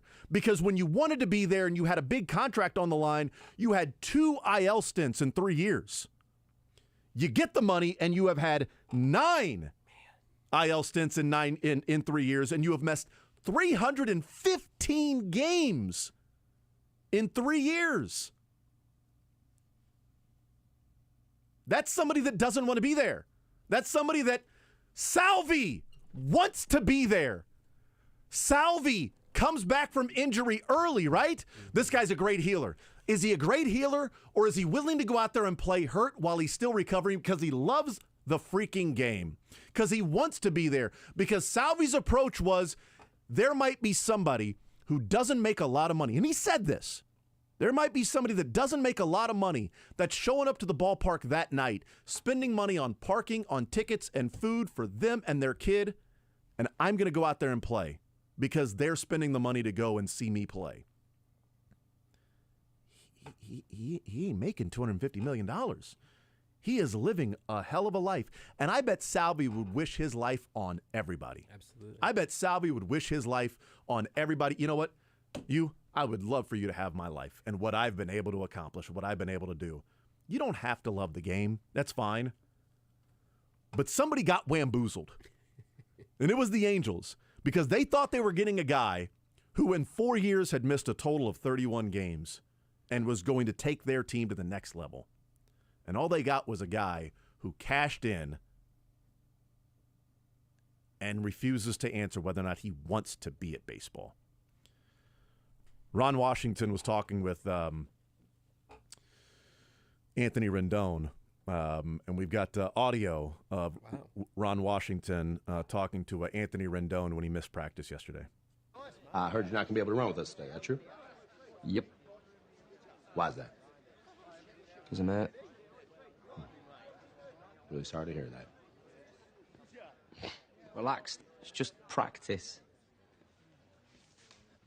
Hey, if you can't practice, you can't practice. You're hurt, you're hurt. It's as simple as that. But it ain't about that. At all. You're sitting in here, you're supposed to be the franchise player. And yet here we are talking about you missing practice. We talking about practice. You understand me? Practice. Not a game. Not a game, not the game you go out there and die for, right? Play every weekend like it's your last, right? No, we talking about practice, man. Practice. You know you're supposed to be out there. You know you're supposed to lead by example. You're just shoving that all aside. And so here we are. We're talking about practice. Not a game. Not the game. We're talking about practice with your team, with your teammates. The only place that we get to play together, we got control over. Rest of the time, it's us 11 against those 11. We're talking about practice, man. I'm talking about practice. And you can't do it because you're hurt. Right? It's fine by me. Tell you what, do me a favor. When you get out there, set the cones so the other reserves can do a little passing drill. You want me to set up cones? I really appreciate it. So a few things there that were odd about hearing that sound. One, I didn't know Anthony Rendon had that accent. I know, I was surprised too. And Ron Washington can't can't count because he said it's our 11 versus their 11. Yeah, it's too many players. There's not 11 players on the field unless he's talking about 2 bullpen. Yeah, I mean you've got 9 out there, but then the batter makes 10, but that's not even on your team. So it's our 9 versus their 9. I don't know. He's been in and out of baseball. He's had different. Maybe that's why he's been fired as a manager before. We'll see what he does with the Angels this year. But that's interesting. Also, passing drills. Wouldn't it just be playing catch? Yeah, or having a catch or throwing? Catch, yeah, setting have up catch, the. Yeah, it's odd the terminology the Angels use. Maybe that's why they've been struggling. Is that they think there's 11 players that go out there and play. But wow, cannot believe they released that audio of Anthony Rendon being hurt and not being able to practice. But you're hurt. Okay, that's fine. You're hurt. I get it. You're, air quotes, hurt there. Talking about practice, man. I'm How hurt. silly is that? I'm hurt. I'm hurt. I'm hurt. Okay, Anthony, are you... Is your vocal... Did you have like a brain injury? Listen, Roy, I'm not going to be able to go out and play, all right? There are stories of people like coming out of comas with like a totally different accent or whatever. 'Cause if that's happening, that's serious. We should get this looked at. Listen here, go ask Mike Trout if he can go play right now, all right? I do a Roy Kent impression, but there's nothing to say. I mean, Mike Trout impression. God, imagine Mike Trout talking like Roy Kent. Imagine him trying to fit that role. Whistle! Whistle! The only safe for radio Roy Kent impression we could do is him yelling the word whistle. Whistle! Not him whistling. Whistle! Why are you talking about Ted Lasso? I just love the show and I think about it a lot. Yeah. Unrelated to... that was obviously Ron Washington and Anthony Rendon. Yeah, no, that was definitely Ron Washington and Anthony Rendon. I thought I heard Mike Trout in the background blowing the whistle.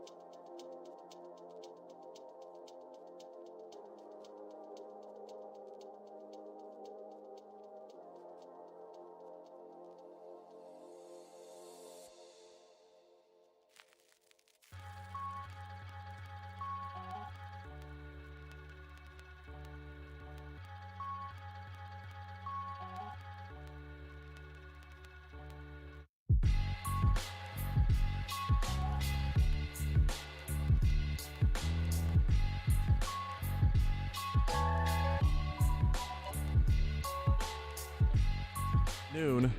Switch the conversation to a little football. Chris Jones, L'Jarius Sneed, that has dominated the conversation over the last week or so with the Chiefs and free agency and what is ahead of Brett Veach in the front office and how they are going to try to figure things out for the next run for the Chiefs. Eric Hosmer has officially retired. Hosmer is done playing baseball. He should retire a Royal. Come on, man. Sign a one-day contract. Maybe let him ring in the new stadium in a little bit, give it some time. I see. Let it settle. Haas Day downtown. Yeah. Free haircuts at the door. The Hosmer.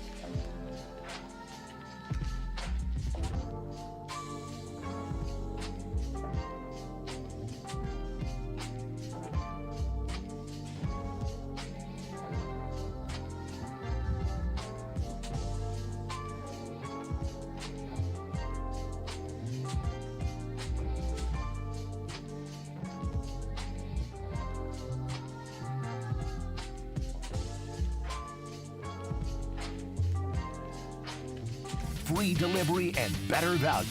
Go to GuaranteedFoods.com. All right, we'll continue right here on Sports Radio 810 WHB. We'll talk with Mick Schaefer coming up at 1 o'clock. 913-912-4810 is the text line. Jason Anderson, Josh Brisco, and Dylan Michaels. We started off the show in the first hour talking some Chiefs football, talking about the free agency and questions and different possibilities. And, of course, that surrounds two big names for the Chiefs, being Chris Jones and L'Jarius Sneed. Joining us now from Pro Football Focus is Sam Munson right here on Sports Radio 810 WHB. It's PFF_Sam on the Twitter or X, whatever they're calling it today. Sam, welcome into the show. How are you, sir? Doing well. How about you?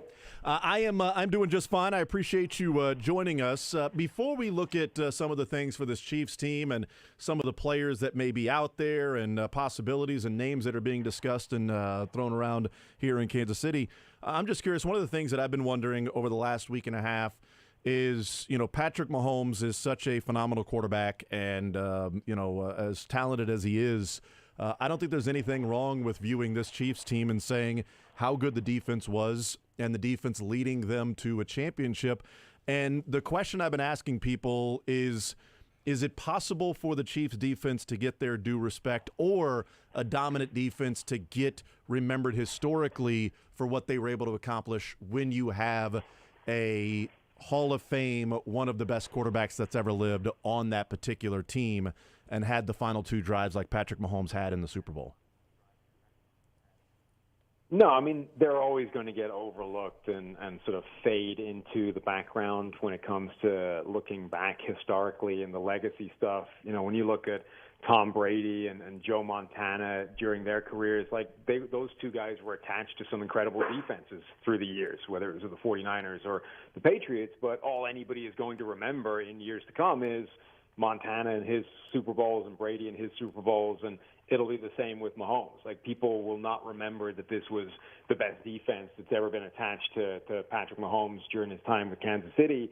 It's not going to get its due respect, but that doesn't mean that it wasn't really a critical part of this year's Kansas City Chiefs. Yeah, it was a big part, obviously, and Patrick Mahomes has been great and will continue to be great. And one of the things that's been going around for some reason,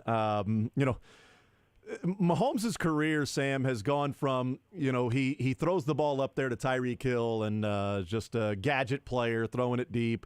And then, they've got this too high, so he's going to have to figure out what's there. And he's not adjusting to just taking what's there, to then adjusting to taking what's there and being able to win that way, to now it's his average depth of touchdown pass is not good enough, apparently, for some around the NFL. The commentary around Patrick Mahomes, is it just simply because it's too easy at times to say, he's the best in the NFL and let's move on and find who the second best? Or is it maybe today's social media that, there's got to be something that we find to try to lift up somebody else or not? And does the average depth of touchdown pass, affect you? Or what do you make of that number continuing to decline for Patrick Mahomes?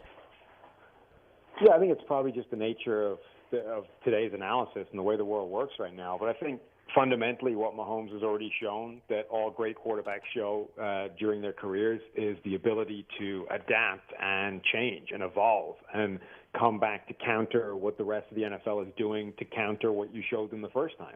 Plenty of quarterbacks come in, take the league by storm, have an incredible couple of years, and then defenses and the NFL adjusts, and they find a way of causing those guys problems, and they play in a way that puts them in their most uncomfortable position most often. And the best quarterbacks in the NFL find a way of adapting and getting it done and attacking that version of NFL defenses and continue to be a problem. And Mahomes has already shown that, I think, at least once, maybe twice in his NFL career so far. So that, I think, has already cemented him as an all-time great. And, yeah, we're seeing a different version of Patrick Mahomes right now than the version that took the league by storm the first couple of years. But I don't think it's a worse version. Mm-hmm. It's just what he has to play right now to have the maximum chance of success. And it might not be the same version we see next year and 2025. It's going to be a constantly moving target. The final two possessions for the Chiefs, going out there to tie the game at the end of regulation and then scoring the touchdown in overtime, they score 9 points of the 25, but they have back-to-back scoring drives when they had struggled at different times.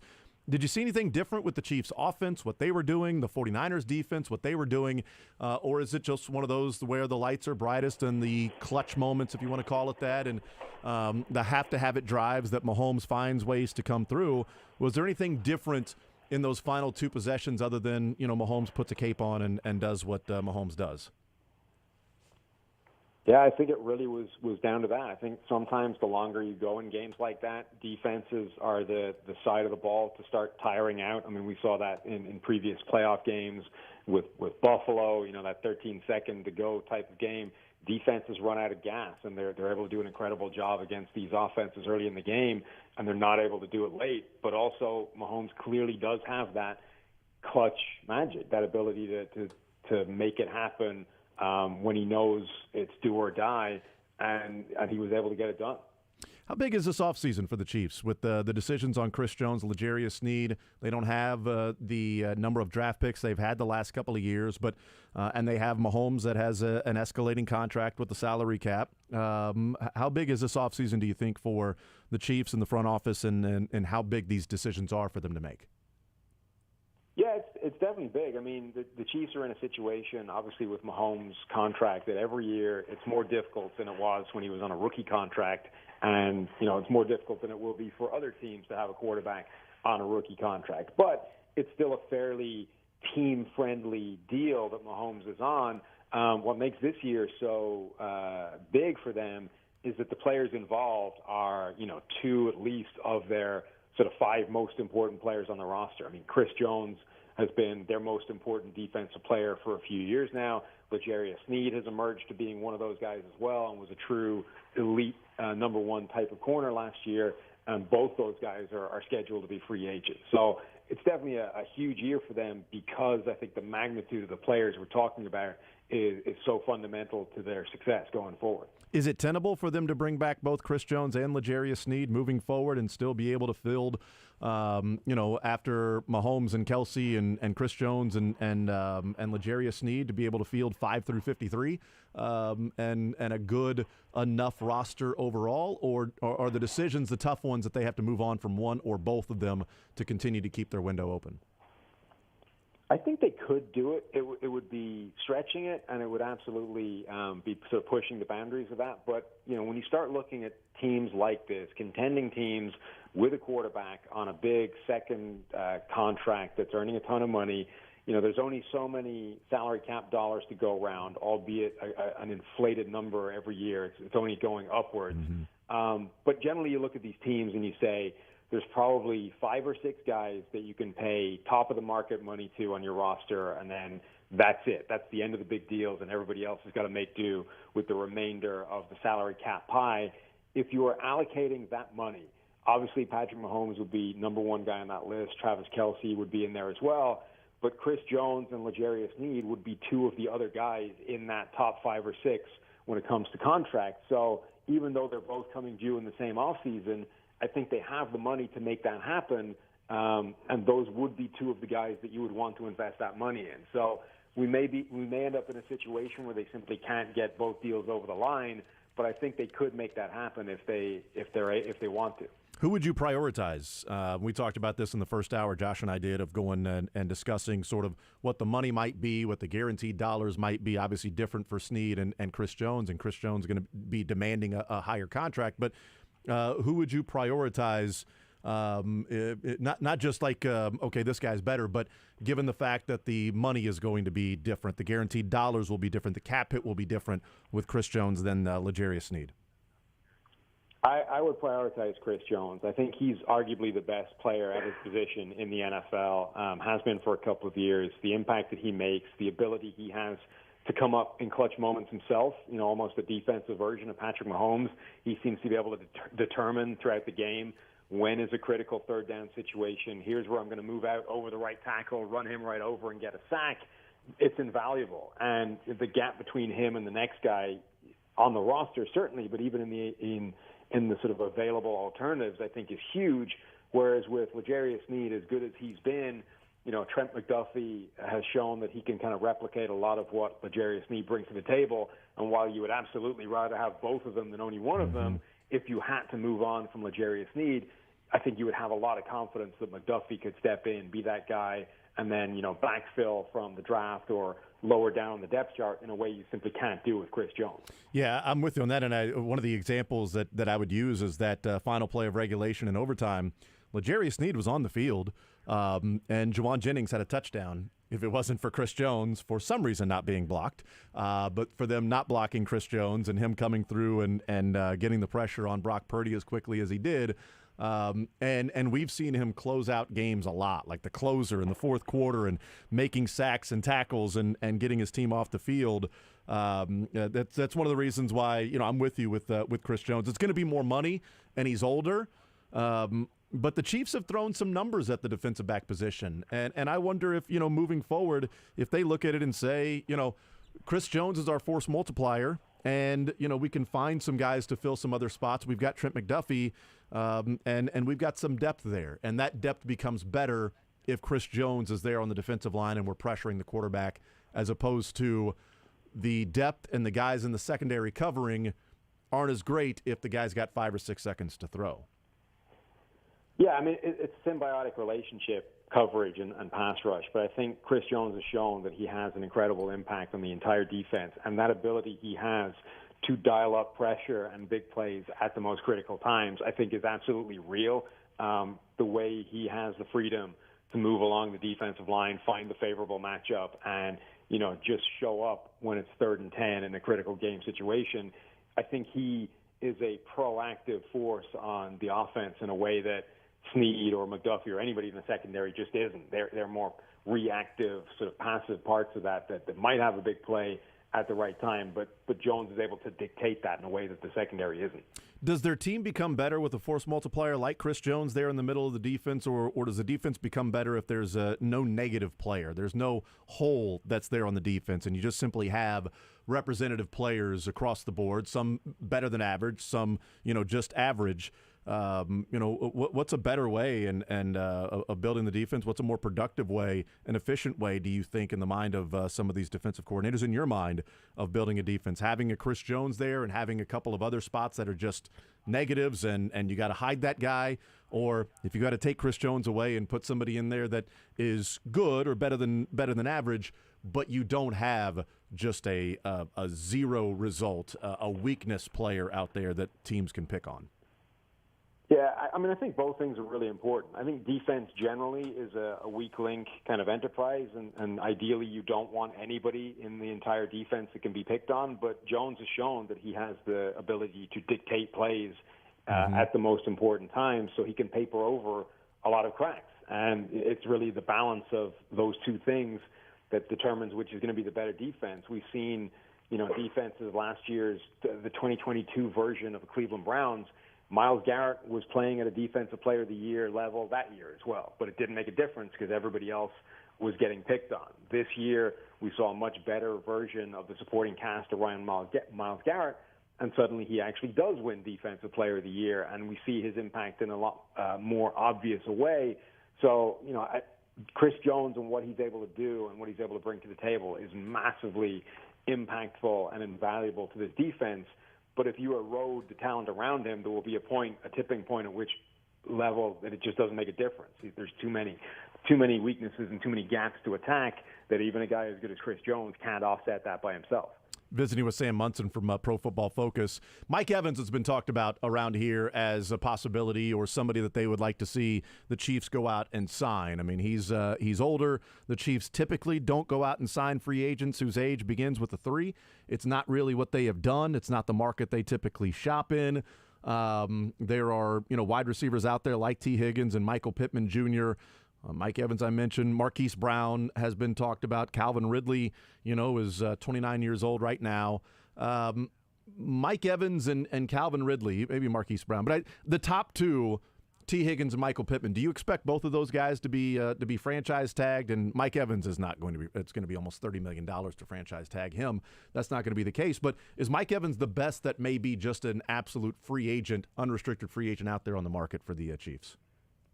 Yeah, I think that's probably true. I think Higgins and Pittman are probably getting franchise tagged, and Mike Evans at least should be available on the open market. And I think if he is, he's the best option that will be there. Yeah, I mean, I think Mike Evans would be a fascinating addition to the Kansas City offense. The one thing that I think Mike Evans would be characterized as is incredibly reliable. I mean, he's got obviously that streak of 1,000-yard seasons to start his career, but he's always there. He's always reliable. He's got size, speed. He's got more ability to separate and get open than I think people give him credit for because of the size and the sort of contested catch skills that he brings to the table. But you know, the Chiefs have not necessarily had a history of receivers like that being paired with Patrick Mahomes, and I'm all for simply changing up the options that Mahomes has in any given season, because I think that probably aids in that evolution of his game that we talked about before. Is it better to spend that money elsewhere and maybe spend that money on defense and continue going about attacking the wide receiver in the secondary market, not secondary players, but the secondary market, and, you know, a second rounder or through the draft, you know, second rounder Sky Moore, second rounder Rashee Rice? Well, if you go in the second round and draft somebody else and you get a Sky Moore again, well, good luck, especially if Jones and Snead aren't both back. But you go in the second round and find another Rashee Rice or a player that can give you that particular production, then yeah, you're much better for it. Is it a better strategy to go and disperse some of that in draft picks and players, as opposed to let's go out and spend $24-25 million per year and 60 million guaranteed or whatever on a Mike Evans, and he's that one guy to pair with Rashee Rice and Travis Kelce? Well, I think what you just sort of outlined there is why, you know, the draft shouldn't be plan A for any single position, right? Because you can't guarantee that you're going to get Rashee Rice over Sky Moore. The draft is still something of a lottery, and it's still something of a gamble, and it should always be a bonus. You should, you know, fix the roster in free agency and with veterans and make sure that your starters are all nailed down, so that when you get to the draft, you can pick best player available, and you can grab a guy that if he turns out to be Rashee Rice, then great. We've made a huge addition. We've taken a massive leap forward with this team because of this sort of unexpected, talented player that we hadn't budgeted for. But if it turns out he's Sky Moore and he's not going to make an impact, it's not going to sink everything. So, you know, this is another great year, I think, for receivers in the draft. I don't see them as mutually exclusive. You know, you make a determination on Mike Evans and whether we need a guy like that to come in and add to this receiving core, or if we can make do with what we have and a lower price of free agent, and then add a receiver anyway in the draft, because I think that's just good strategy and good roster construction and good management. And I think it's why you want to be drafting, you know, as many times as you can, and have those picks available. Is there a player you like, a wide receiver, that's not the T. Higgins, Michael Pittman, Mike Evans, Calvin Ridley of the world that's out there that might be, you know, more affordable, or somebody that you could see come in and play on a reasonable contract? You're not, you know, paying them Tyreek Hill or Mike Evans money. Is there a guy out there that you like that, you know, might be overlooked in free agency that can make a difference? I mean, one player that nobody is talking about is Tyler Boyd from the Bengals. I mean, all the focus is on T. Higgins and whether they're going to franchise tag him. We're just saying goodbye to Tyler Boyd. That's a given, but neither is there a huge sort of clamor for, who's going to sign Tyler Boyd? But we've already seen that he can be a really important, you know, number 3 receiver for an AFC rival team to Kansas City. I mean, if the Chiefs were able to steal Tyler Boyd away from Cincinnati, I think that would be an overall excellent offseason move, and one that wouldn't break the bank. I mean, he's a bigger receiver. He doesn't drop the ball, and he likes to block in the run game. I'd say that fits some of the things the Chiefs like in their receivers. Not dropping the ball would be a nice premium for the Chiefs this year. Sam Munson, Pro Football Focus. Last one for you, Sam. He's got 3 already in 6 years. When his career is done, what number are you looking at for Mahomes in Super Bowls? It's a pretty good start, all right. I guess the big X factor there is how long he's going to play. You know, Brady got to 7 because of how long he lasted in the NFL. I'll say that Mahomes also gets to 7, but does it in fewer years. Fewer years, 7 in fewer years. We'll write it down. You are stuck with that, Sam. You can't ever change that now. It's written in ink. Actually, I just pricked my finger. I'm writing it in blood. Sam, you're the man. Appreciate it as always. Enjoy the podcast as well. Keep doing your thing, and we'll catch up down the line. Sounds good. Take it easy. Absolutely. There's Sam Munson, Pro Football Focus. He gets to 7, but in fewer years than Tom Brady. Okay, I'll certainly take that. That's fine with me. I mean, if that's the worst thing in the world that the Chiefs end up getting. Field Yates said 8, and Sam Munson goes with 7, getting Munson in the middle of nowhere. I think at that point, Patrick Mahomes has fewer non-Super Bowl winning seasons than Tom Brady does. That would be the checkmate, GOAT status, GOAT competition, over. Yeah, that would be the math of it. I feel like we just spin it that way. If he's done 7 in fewer years, it would be less years of not winning the Super Bowl It's a for slam Patrick dunk. Mahomes. I actually hope he wins 7 in 28 years of playing football, because that means it'd be that many years of watching Patrick Mahomes play football. A lot of losing there too. It's a lot of Patrick Mahomes quarterbacking. Is it because in his entire 40s he is just crippled back there? He's barely moving. He's just sort of winging it. I'm excited to see what the commentary will be when he's 44 years old, and some of the numbers. So, I know Patrick Mahomes has 8 Super Bowls, but Josh Allen's been to one, and look what he's doing when he's throwing the ball there. He's still throwing it to Gabe Davis. That's wild. Do you understand how much smarter Joe Burrow is than Patrick Mahomes? I mean, Mahomes has 8 Super Bowls. Joe Burrow's been to 3. But do you understand how smart he is over Patrick Mahomes? I mean, it's ridiculous, man. How much help does he need? I mean, Father Time? He needs help from him too? Listen, here in 2037, all he's doing is throwing deep balls. He's got to learn to manage the game. I'm just saying. If he was an elite quarterback, he'd know how to take the underneath stuff. All you got to do is just take what's there. I mean, take what the defense is giving you, man. It's unbelievable. This guy is such a gadget. You know what I'm thinking? You trade Tyreek Hill, people are going to get exposed. You guys remember Brock Purdy? That's an elite quarterback. Yeah. You don't just throw it up for anybody to go and catch. Gunslinger. You're not Brett Favre. Mahomes. Brock Purdy was legitimately more of that guy this year than Patrick Mahomes was, and that is never going to land for anybody. Like, for people who don't want to get it, it's never going to land. What else did you want this man to do? He was playing backyard football, street stuff. Some of the mental gymnastics that are taking place right now.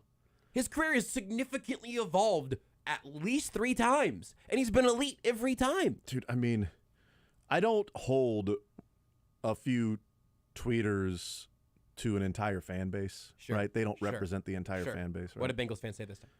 Well, no, it's Niners or the same Patriots. Bills.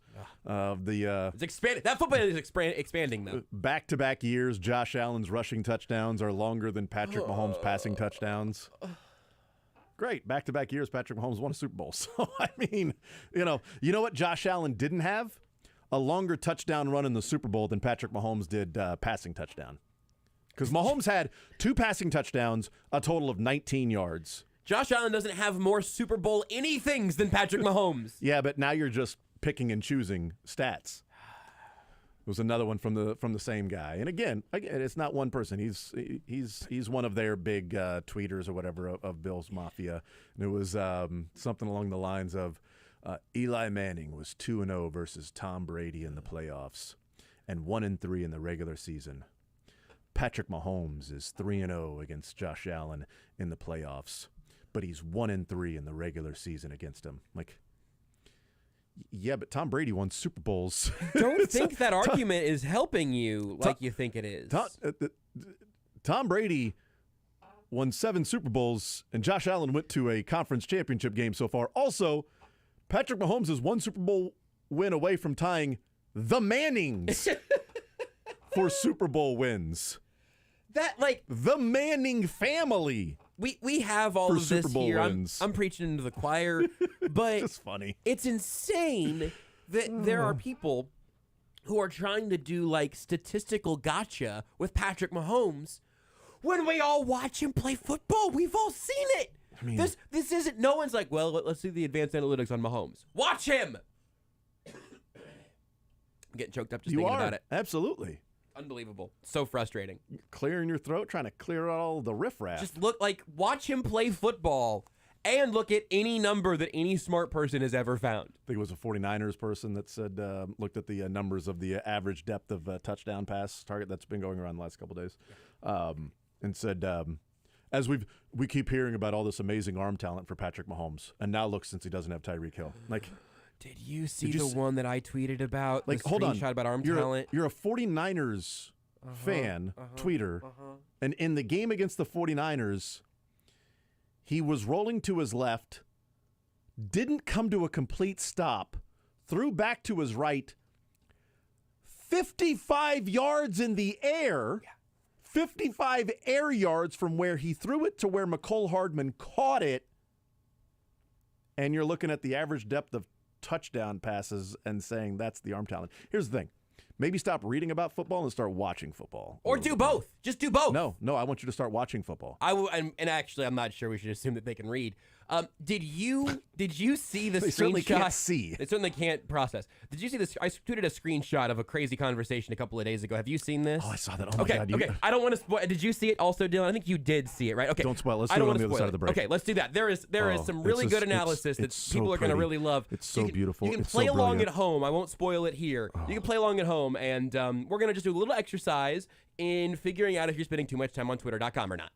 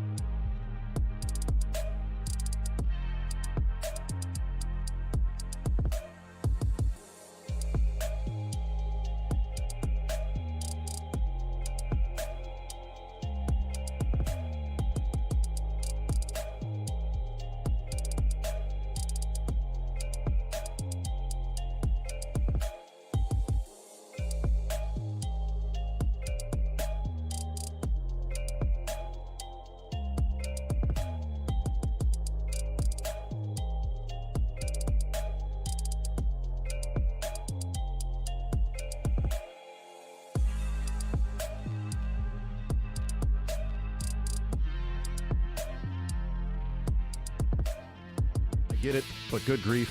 What a spoiled player, completely out of touch with reality and baseball fans. A contusion is a bruise. Yes, I know. He missed 20 games with a contusion. Tech says, that guy's a bum. Shin contusion. I know guys like him can't stand that crap. It's theft. Yeah, I mean, again, it's is it a priority? Do you want to be there? Are two different things. Two completely different things. A priority versus the priority. Yeah. There's wiggle room. And look, man, my main priority in my life is my family. Sure, how dare you? How dare you? We'll see, and that's where it's getting conflated. Like, no, that makes sense. It's getting conflated. That makes sense. There were people that came out, and I understand that people came out and were defending Anthony Rendon, and they're like, he's catching too much flack for saying that his family and faith is a bigger priority than baseball. I don't think that. I wouldn't. I'm not holding him. I'm not giving him flack because of that at all. No, I'm perfectly fine if somebody says that. What he also said that is being missed is when he said in 2014 he had to do a pro and con of whether or not he still wanted to be in baseball. That was in 2014. Yeah. And he signed 7 years, $245 million. And now all of a sudden he's been on the IL 9 times in the last 3 years and has missed 300 games. When somebody doesn't want to be at work, they don't come in sick. They call in sick more often. Oh, I just can't get in there today. Sorry, I'm sick. Like Josh last Thursday and Friday. Exactly. You know? It would have been the most selfless thing I could have done would have been get you dead sick. You play hurt from time to time. You got to play hurt. And it doesn't seem like he plays hurt all that much. And somebody, and for, to be fair, somebody texted in and said, well, how many games did Mike Trout miss with Anthony Rendon? And I get that point.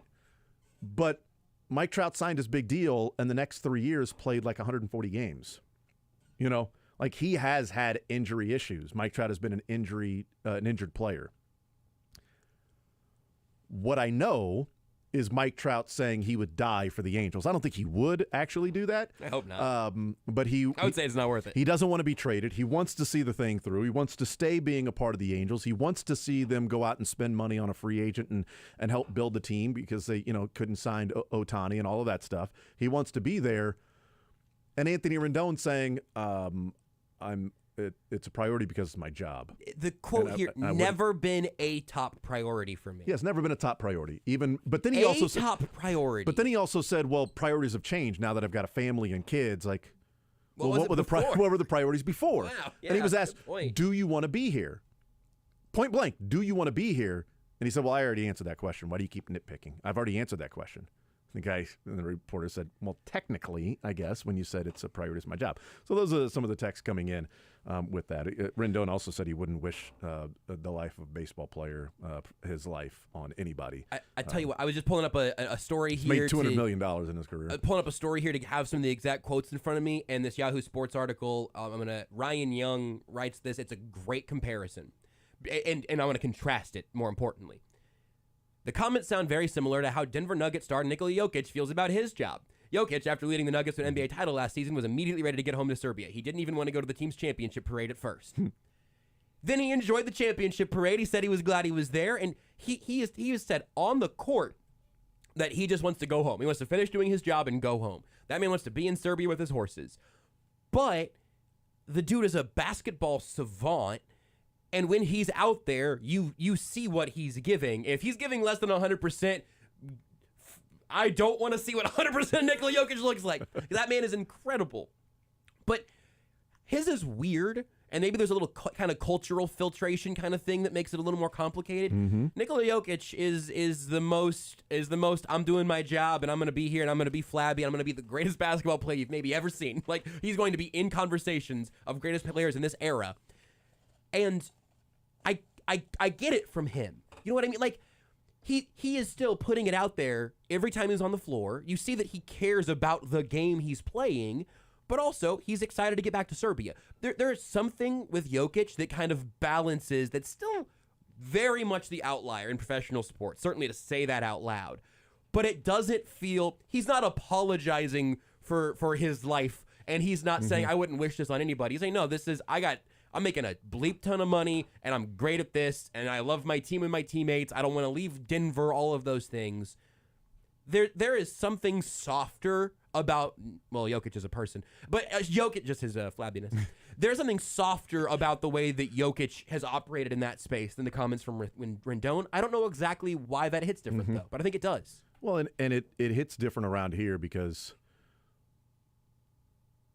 I mean, there's a reason there's a fan favorite and a guy who offers a lot of frustration. There's two different players. When Salvi is 33 years old and plays 140 games this last year, played 161 games a few years ago as a catcher, and is on record as saying what he said about wanting to play every day, comes back early from injury, and is playing for a team that's losing 100 games, and he's still out there.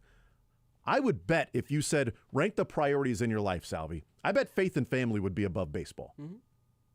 That's the type of person that he seems like. I bet faith and family would be above baseball. In fact, I would hope it would be. You want people Salvi. to, yes, you want that to be a healthy order. I would hope that would be the case. If he was single, and agnostic, then I would like the priority number one to be whatever you're getting paid $100 million to play. Okay, but whatever, right? He's got no family and is an atheist. Whatever, that's fine. But religious, have a belief, have faith, and your family, priority number one. But if somebody asks Salvi, do you want to be here? He's not going to say, well, I already answered the question by saying my job is my priority. Yeah. He's going to go, yes, I want to be. That's why I play every day. You would never in 1,000 million years ever, no one would have the guts to ask Salvador Perez that question.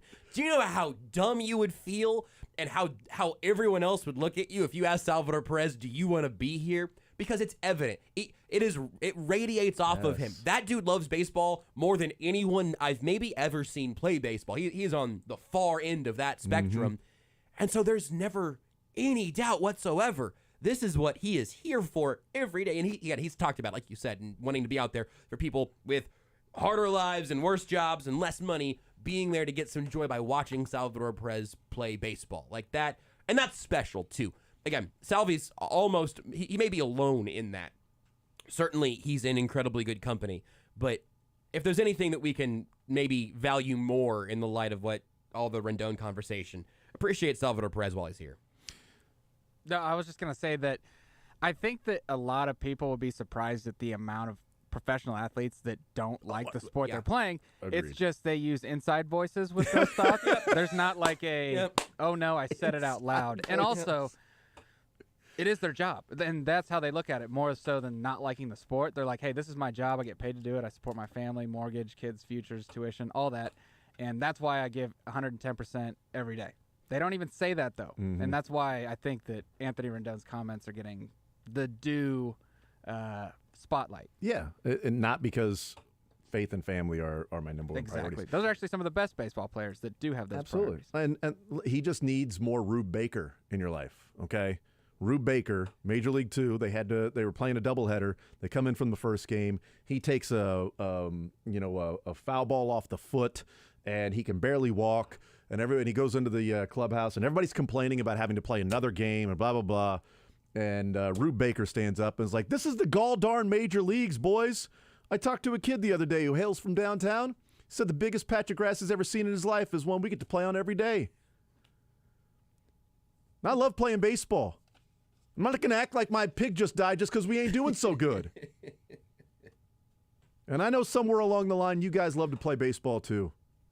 I'm ready to play, Coach, if you need me. Let's go! See, maybe that to Rendon. And Rendon's like, Rendon, whistle!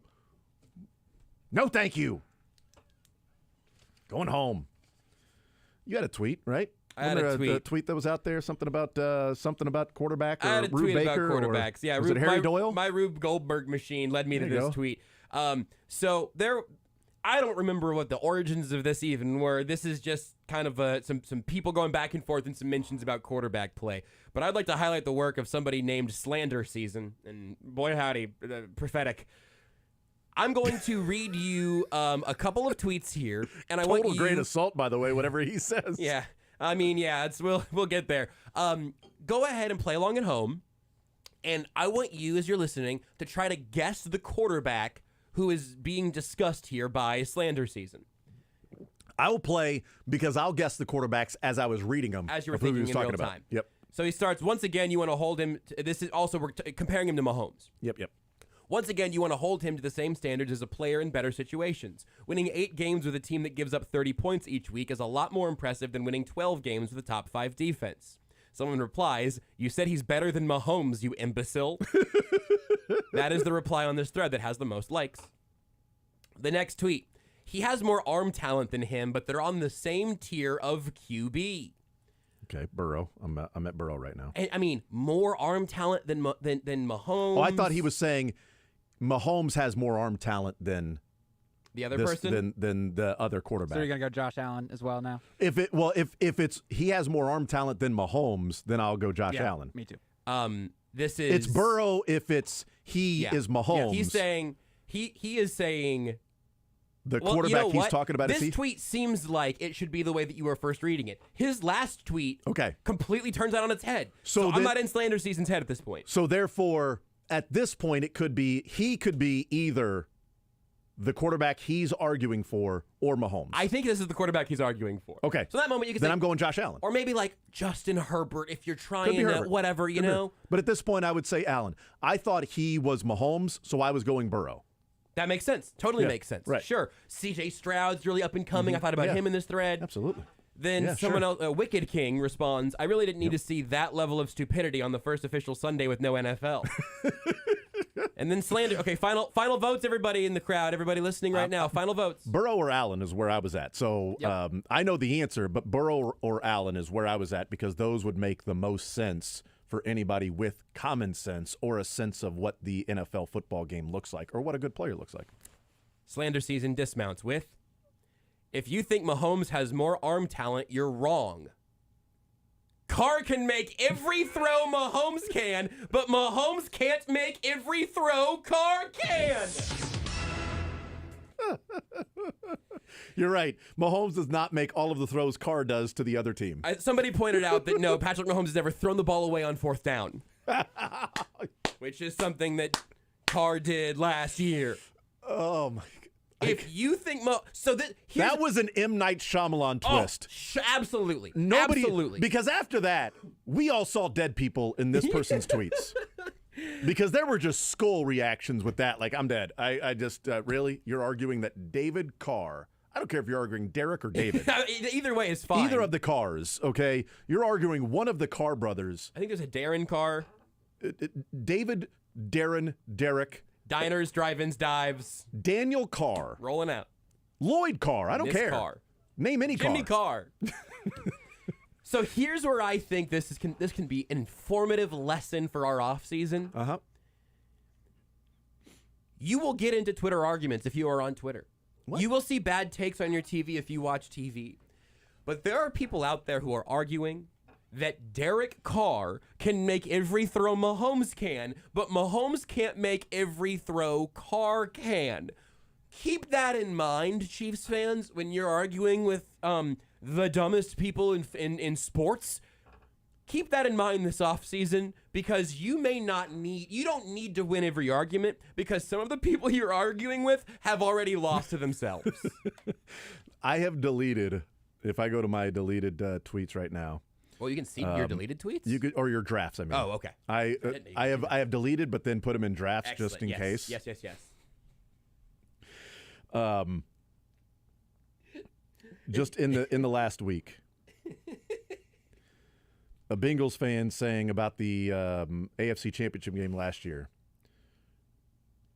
about the injuries that they had to face. Okay, got it. That we were missing our cornerback one and Tyler Boyd, but I guess that doesn't matter, nor what Chris Jones did. It's all about Mahomes, right? He was saying the defense led Mahomes because he was saying that the only reason Mahomes has won a couple of Super Bowls is Joe Burrow being hurt. Okay. Even though last year Burrow was healthy and Mahomes, but it doesn't matter. Well, in the year that Burrow got through the Chiefs, he did win the Super Bowl. I type out Snead 5 greater than over Awuzie, and the Chiefs lost Snead on the opening drive. Willie Gay missed the entire second half. Juju, McColl, Tony all got injured during the game. Mahomes on one ankle. Burrow couldn't beat that team. But losing Boyd clearly meant T and Chase couldn't get it done. I deleted that tweet because I'm like, I don't need to. Proud of you. get into all that You're stuff. you're objectively right, and everyone listening right now is like, Jason, you're right. Yep. But that guy doesn't need to know. Another tweet comes out and says, if CMC doesn't fumble, if Trent doesn't get back-to-back penalties, if the ball doesn't bounce off Luter's leg, if they block Chris Jones on that drive, if they don't blitz Mahomes on the 3rd down and 6, man, I'm going to be thinking about that forever. And I just replied, sounds like the only if needed is if the 49ers were better. That's what I mean. That's But where then I we're deleted at. that one too. Then I deleted that one and put it in the saved drafts just in case. It deserves it. And then the other one that I tweeted out was the guy that had said that Eli Manning 2-0, the Bills guy, and I just said, Tom Brady went to I'm so more than one confused by conference that. championship game, and Mahomes is one Super Bowl away from tying the Manning's record. Since you're looking at regular season wins, so now it's regular season wins for both Burrow and Josh Allen, and the Raiders. Listen, apparently that's the best chance you're going to have of beating Mahomes is to do it in the regular season. So go ahead and make it your Super Bowl. Worked out pretty well for the Eagles. But here's the thing. Here's what's great. Here's what's awesome. We used to do that with the Patriots. Yup. And now Patriots fans are losing their minds because Brady and Kelsey are better than their prodigal sons.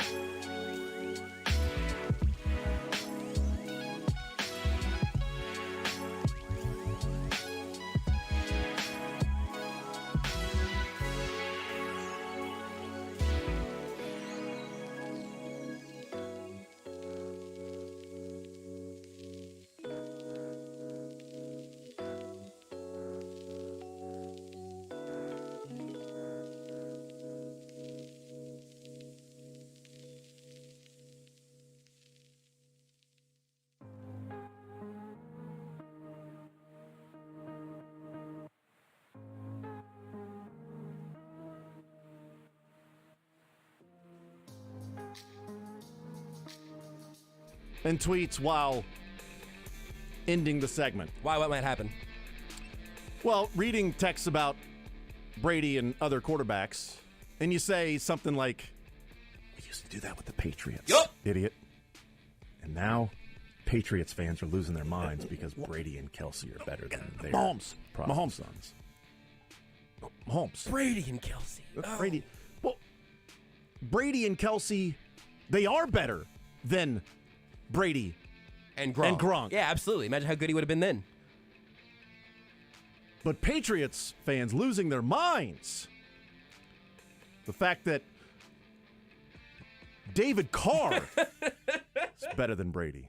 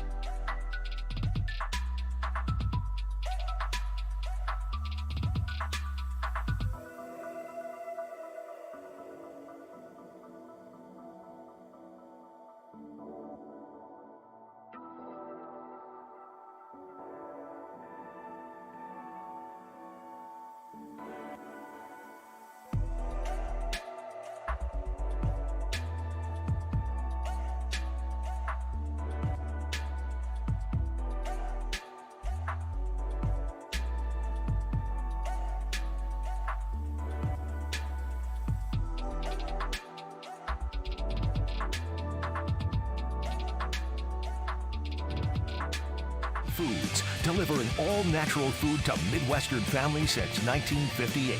Enjoy healthier food, more free time, free delivery, and better value. Go to GuaranteedFoods.com. Nick Schaefer on the Zone is brought to you by Empower Payments, boosting your business and charity with every transaction. Learn more at EmpowerPayments.com.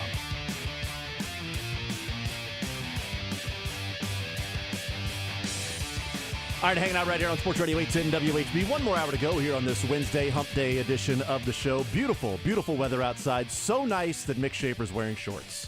Pink shorts. So nice Pink he's shorts. got half pants on. Well, listen. Yeah, he's got short pants on. Shorts. I almost went dudes my today. pink He's shorts got are the only 40%. ones that match my pink dudes. So good. And my pink thong. You know, I'm old enough. You're not. You might be. Are you good? Back Good. in the I'm glad day, you're old enough. Back in the day, flip-flops. We called them thongs. Do you remember that? Yep. Yeah, thongs. Yep. The ones that just kind of went between your big toe and your little toe. Yeah, Yep. I know that's still That's a thing. Those people say that. I had forgotten about it. I'm like, yeah, we call them thongs. Yeah. Who was the guy that always smashed the fruit on stage? That'd be Gallagher. Gallagher, yeah. Gallagher, he before Carrot Top, he had a lot of props and everything that he Yeah, out there, right. and he had a huge couch for some reason that he was like walking on. Like the couch was so big, like when he was on a cushion, like the back of the couch was above his head. Okay. Like he was just like jumping on it, and he reaches in and he pulls out a flip flop that's like the size of him, and he goes, "There's that thong." I'm like, if I said reaching in the couch, "There's that thong," You're not People- expecting a flip-flop. people would think I was talking about non-flip flops. Non-flip-flops. Yes, a small piece of something cloth. that goes between two things still, but Yes. it's not toes. A small piece of less cloth than what would be on a flip flop. But I was A thinking about certain that. type of toe. I was thinking about that when somebody says thong.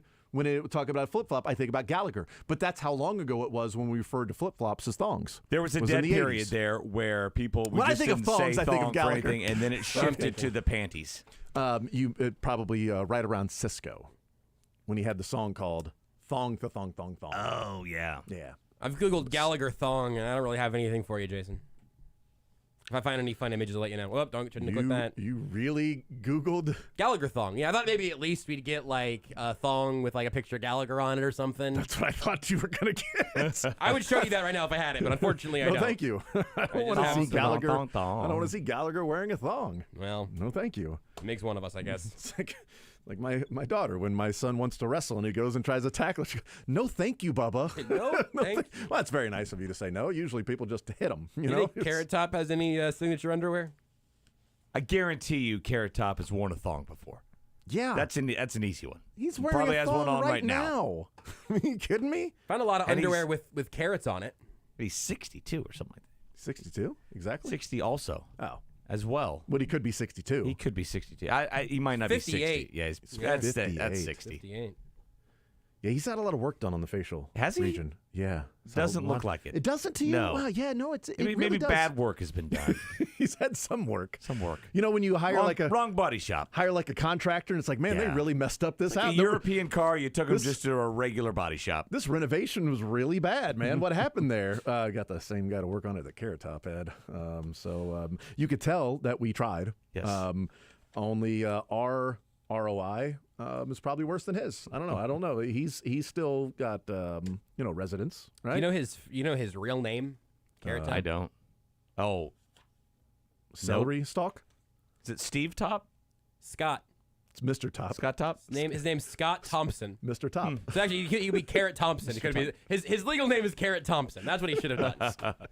What's his real name? Mr. Top? He's old man Top's son. Please. The routine doesn't work if it's just, hey everybody, I'm Scott. My dad was Mr. Top. Call me Carrot.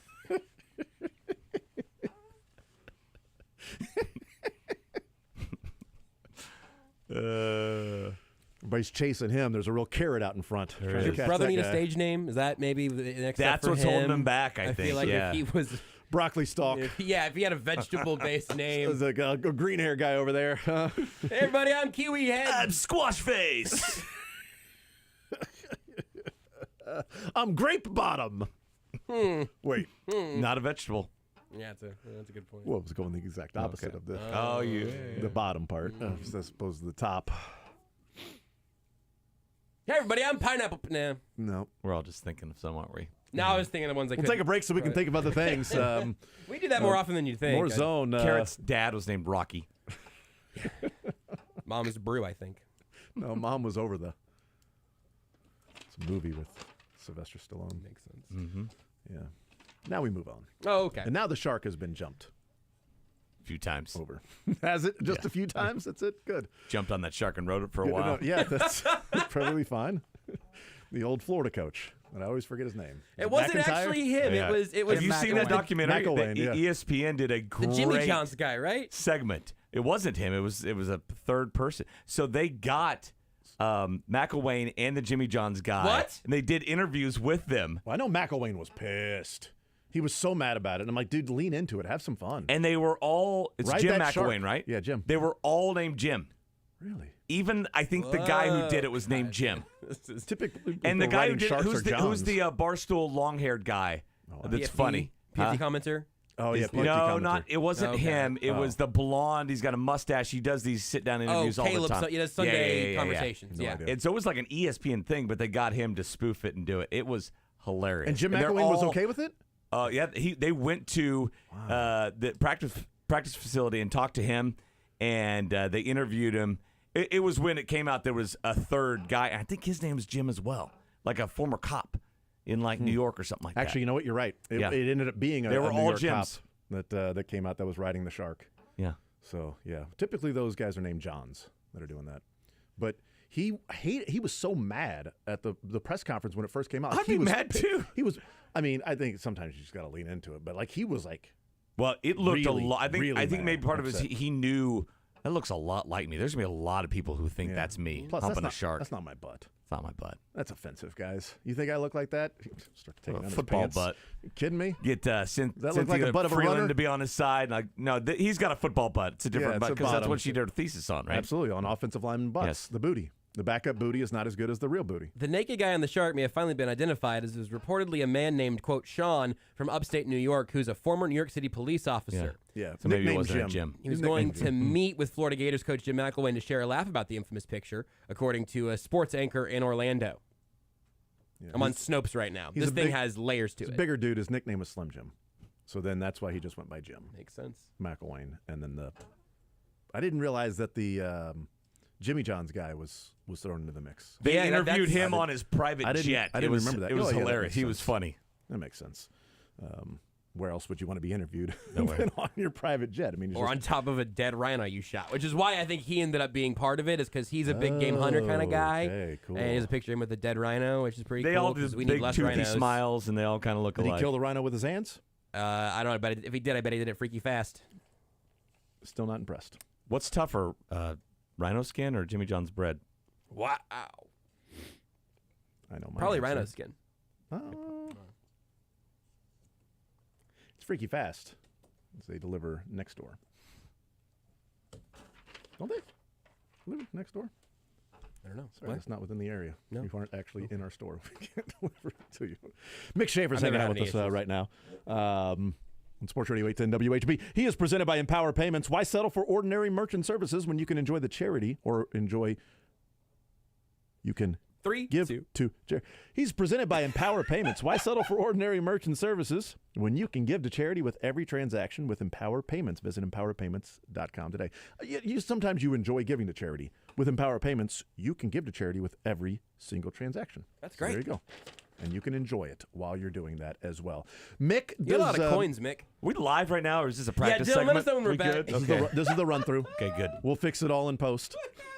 We'll fix this in post. It's not a big deal. Is this my fault? Does Antonio Pierce have the recipe? Do the Raiders have the recipe to beat the Chiefs? Have they figured it out? Of course not. What are you talking about? All right, on to the next one. Of Then, course I guess. not. Thanks, Well, Mick. what's next? I mean, how many great coaches and quarterbacks and everything have to come to this division for us to realize that it's inevitable? Reed and Mahomes are inevitable. They had the recipe to beat the Chiefs after the Buccaneers game. That this is how you beat the Chiefs. This is how you play. And it worked for a few weeks. And then, of course, they went to the AFC Championship game, and they were amazing in the first half, and then they were awful in the second half. And then that was how you beat the Chiefs then, was the way that they defended the Chiefs, and then they traded Tyreek Hill, and now they're screwed. And now they've won 2 Super Bowls. So now the recipe to beat the Chiefs, Mick, is to have 2 defensive touchdowns in about 10 seconds and not That's complete a pass in the final 3 quarters Here's of the the game. deal. You know that at some point, even next season, somebody stupid is going to say something stupid like when the Chiefs lose a game, maybe they drop 2 of 3 or something like that. Somebody's going to say, think they really miss Tyreek Hill. You know what's going to happen. For the third Michael straight year. Irvin is leading the pack at like plus 200 odds. Somebody is going to say that. For the third straight Never year. mind, they're 2 for 2 in Super Bowls without him. Yeah, Somebody's going to say it. We are 3 for 3 with commentaries about drinking at the parade. And so, Oh, God. we will You don't be want to see my inbox. We will be 3 for 3 then with years without Tyreek Hill of they really miss Tyreek Hill. Yeah. And then when they win a Super Bowl, it'll be 4 for 4 with can't believe these heroes are setting a terrible Hey, example. Mick, Can't believe these football players drink beer. What are the odds on Tannenbaum saying that? Are those good odds? That's got to be up there as well. I He's thought about him. He is front of the pack right now. Yeah. Tannenbaum's been on a heater. He wanted to trade Well, Russell I mean, Wilson to the Jets and then trade Trent McDuffie to the Stephen Dolphins. Stephen A. is going to be up there. Skip's going to be up there. Jason McIntyre. Jason Yeah, McIntyre, McIntyre's maybe. up there. Some of these guys that hate the Chiefs. Did you see hate Tannenbaum's Kansas City. fake trade for McDuffie? Oh, no, I did not. Trent Tannenbaum's McDuffie making trades? Trent McDuffie, Jalen Waddle straight up. Your thoughts? No. Dead No, serious. No, thanks. He's older. He's got less years on his contract. Washed. McDuffie's a better player at his position. It's insane. Waddle's missed multiple games in different seasons, right? And I'd be McDuffie missed happy. games with the hamstring, and that's it, right? I'd be He had happy a- to maybe he had tag that and trade L'Jarius Sneed to the Concussion at the Dolphins. beginning of his career, right? Right at the beginning of 22, the first game. It's like Concussion. that's one that just like genuinely shouldn't get any oxygen. Well, no, like that it's not was- worth us talking about. He hurt his hamstring in Arizona in the first game in 2022. That wasn't 2022. that wasn't a concussion. I don't know. It might have been in training camp, being concussed in training camp. But it was that terrible field that Butker sprained his ankle and McDuffie messed up his hamstring, and then he missed the 6 games and came back. And I was like, oh, this guy's pretty damn good. This McDuffie fella. Really good. McDuffie did have a head thing in OTAs. I think. Okay. I think it was pre-training camp. Now that you mention that, But yeah, it's been pretty good since then. No, I don't think the Chiefs are going to do that. Yeah, I don't think they. I don't think they're. I don't think I mean, I would say 0.01% of proposed trades by even experts out there ever come to fruition. I mean, I proposed a trade that the Chiefs went and got Orlando Brown from the Ravens. Never mind, there's like And everybody's 5 trades a year in the NFL. Everybody's like, you're stupid. Ravens would never trade with the Chiefs. They're not going to help the Chiefs out. They would never trade Orlando Brown to the Chiefs. I'm like, oh, okay, that's fine. I don't see why they wouldn't. I mean, if you're that scared to go and build your team that you think you're going to help the other team instead of helping yourself, that's fine. So I got that one right. But the other 10 trades that I have proposed to Brett Veach, he has not answered any emails. None of the emails for me. I send him emails all the time about trades. I probably would have chosen one of the other 10 to work out. No, they got the Orlando Brown was fine. It's fine. You know? Won a Super Bowl with him. It was fine. They got a ring. They got a ring with him. It wasn't his fault that they played that way in the second half. It was against the maybe Bengals. his fault that Patrick Mahomes was hurt. It was maybe his fault. They won a Super Bowl, though. Maybe got hurt and then got hurt again. You know what he did? He added to Mahomes' legacy. That's what he did. He took away from his leg and added to his legacy. Mahomes won the Super Bowl on one leg because of Orlando Brown. I mean, come on. And then he went to the Bengals, and that quarterback got hurt. Right away. Scrambling to the right out of the pocket. I'm just saying, solved a problem for a couple of years, okay, which allowed them then to go get Wanya Morris and Donovan Smith. And Jawan Taylor, that's fine on the right side. But, that was one trade that I proposed. And I've also proposed a third-rounder for Justin Jefferson. Who says no? I love it. Who says no? I certainly wouldn't say There no. have been some Hall of Famers taken in the third round. I mean, There have been. you got one by the name of Travis Kelce. You've got to think if the Vikings are rebuilding, Cousins isn't returning. You got to get as many draft picks as possible. You trade Jefferson for a third rounder. If I was the Vikings, that's what I would do. I've seen the stats, though. I don't know if Mahomes' arm is strong enough to get it to Jefferson downfield. Because that's what I chalk that up to, is arms getting weaker and not how the defenses are playing him or like the talent around him has changed. The issue is Justin Jefferson doesn't want to go play for a quarterback that checks it down and doesn't throw deep and doesn't go to the second level and things like that. He doesn't want to play for a game manager. Yeah. He's been blessed. He's been blessed to play with Kirk Cousins in his career. He doesn't want to then take a step back of arm talent and go play with a guy who can't even average, more than 3 yards per touchdown pass. So, which is odd because the touchdown pass to win the Super Bowl was 3 yards. Which is terrible. Imagine if that thing was 6 yards. Well, or and it 7 only yards. counted as Woo! 6. They didn't get a 7th point for that. So 'Cause it was they only count 3 yards. It's the farther out, the more points you get. Yeah, it's just like fantasy football. Just like 3-point line. 50-yard touchdown, you just got a 5-point bonus.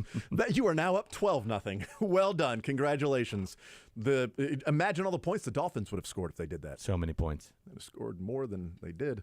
in the playoffs. That's for sure. Hey, Adam Schefter just tweeted, Antonio Pierce said the Raiders will have, quote, Mahomes rules for playing versus the Chiefs. You want me to look into this? He just now tweeted that? He just tweeted that 40 seconds ago. And we all know it is. Played that 2 days ago. We all know it is so much easier to throw touchdown passes in a smaller space with the same amount of people. Well, yeah. That's so easy to score in the red zone. Yeah, 3 yards out. That's easily 13 yards of space that you've got there with 11 defenders defending 13 yards total. That's it. I don't know. In a recent episode of Max Crosby's The Rush podcast, Pierce discussed how he got his team ready to play the Chiefs.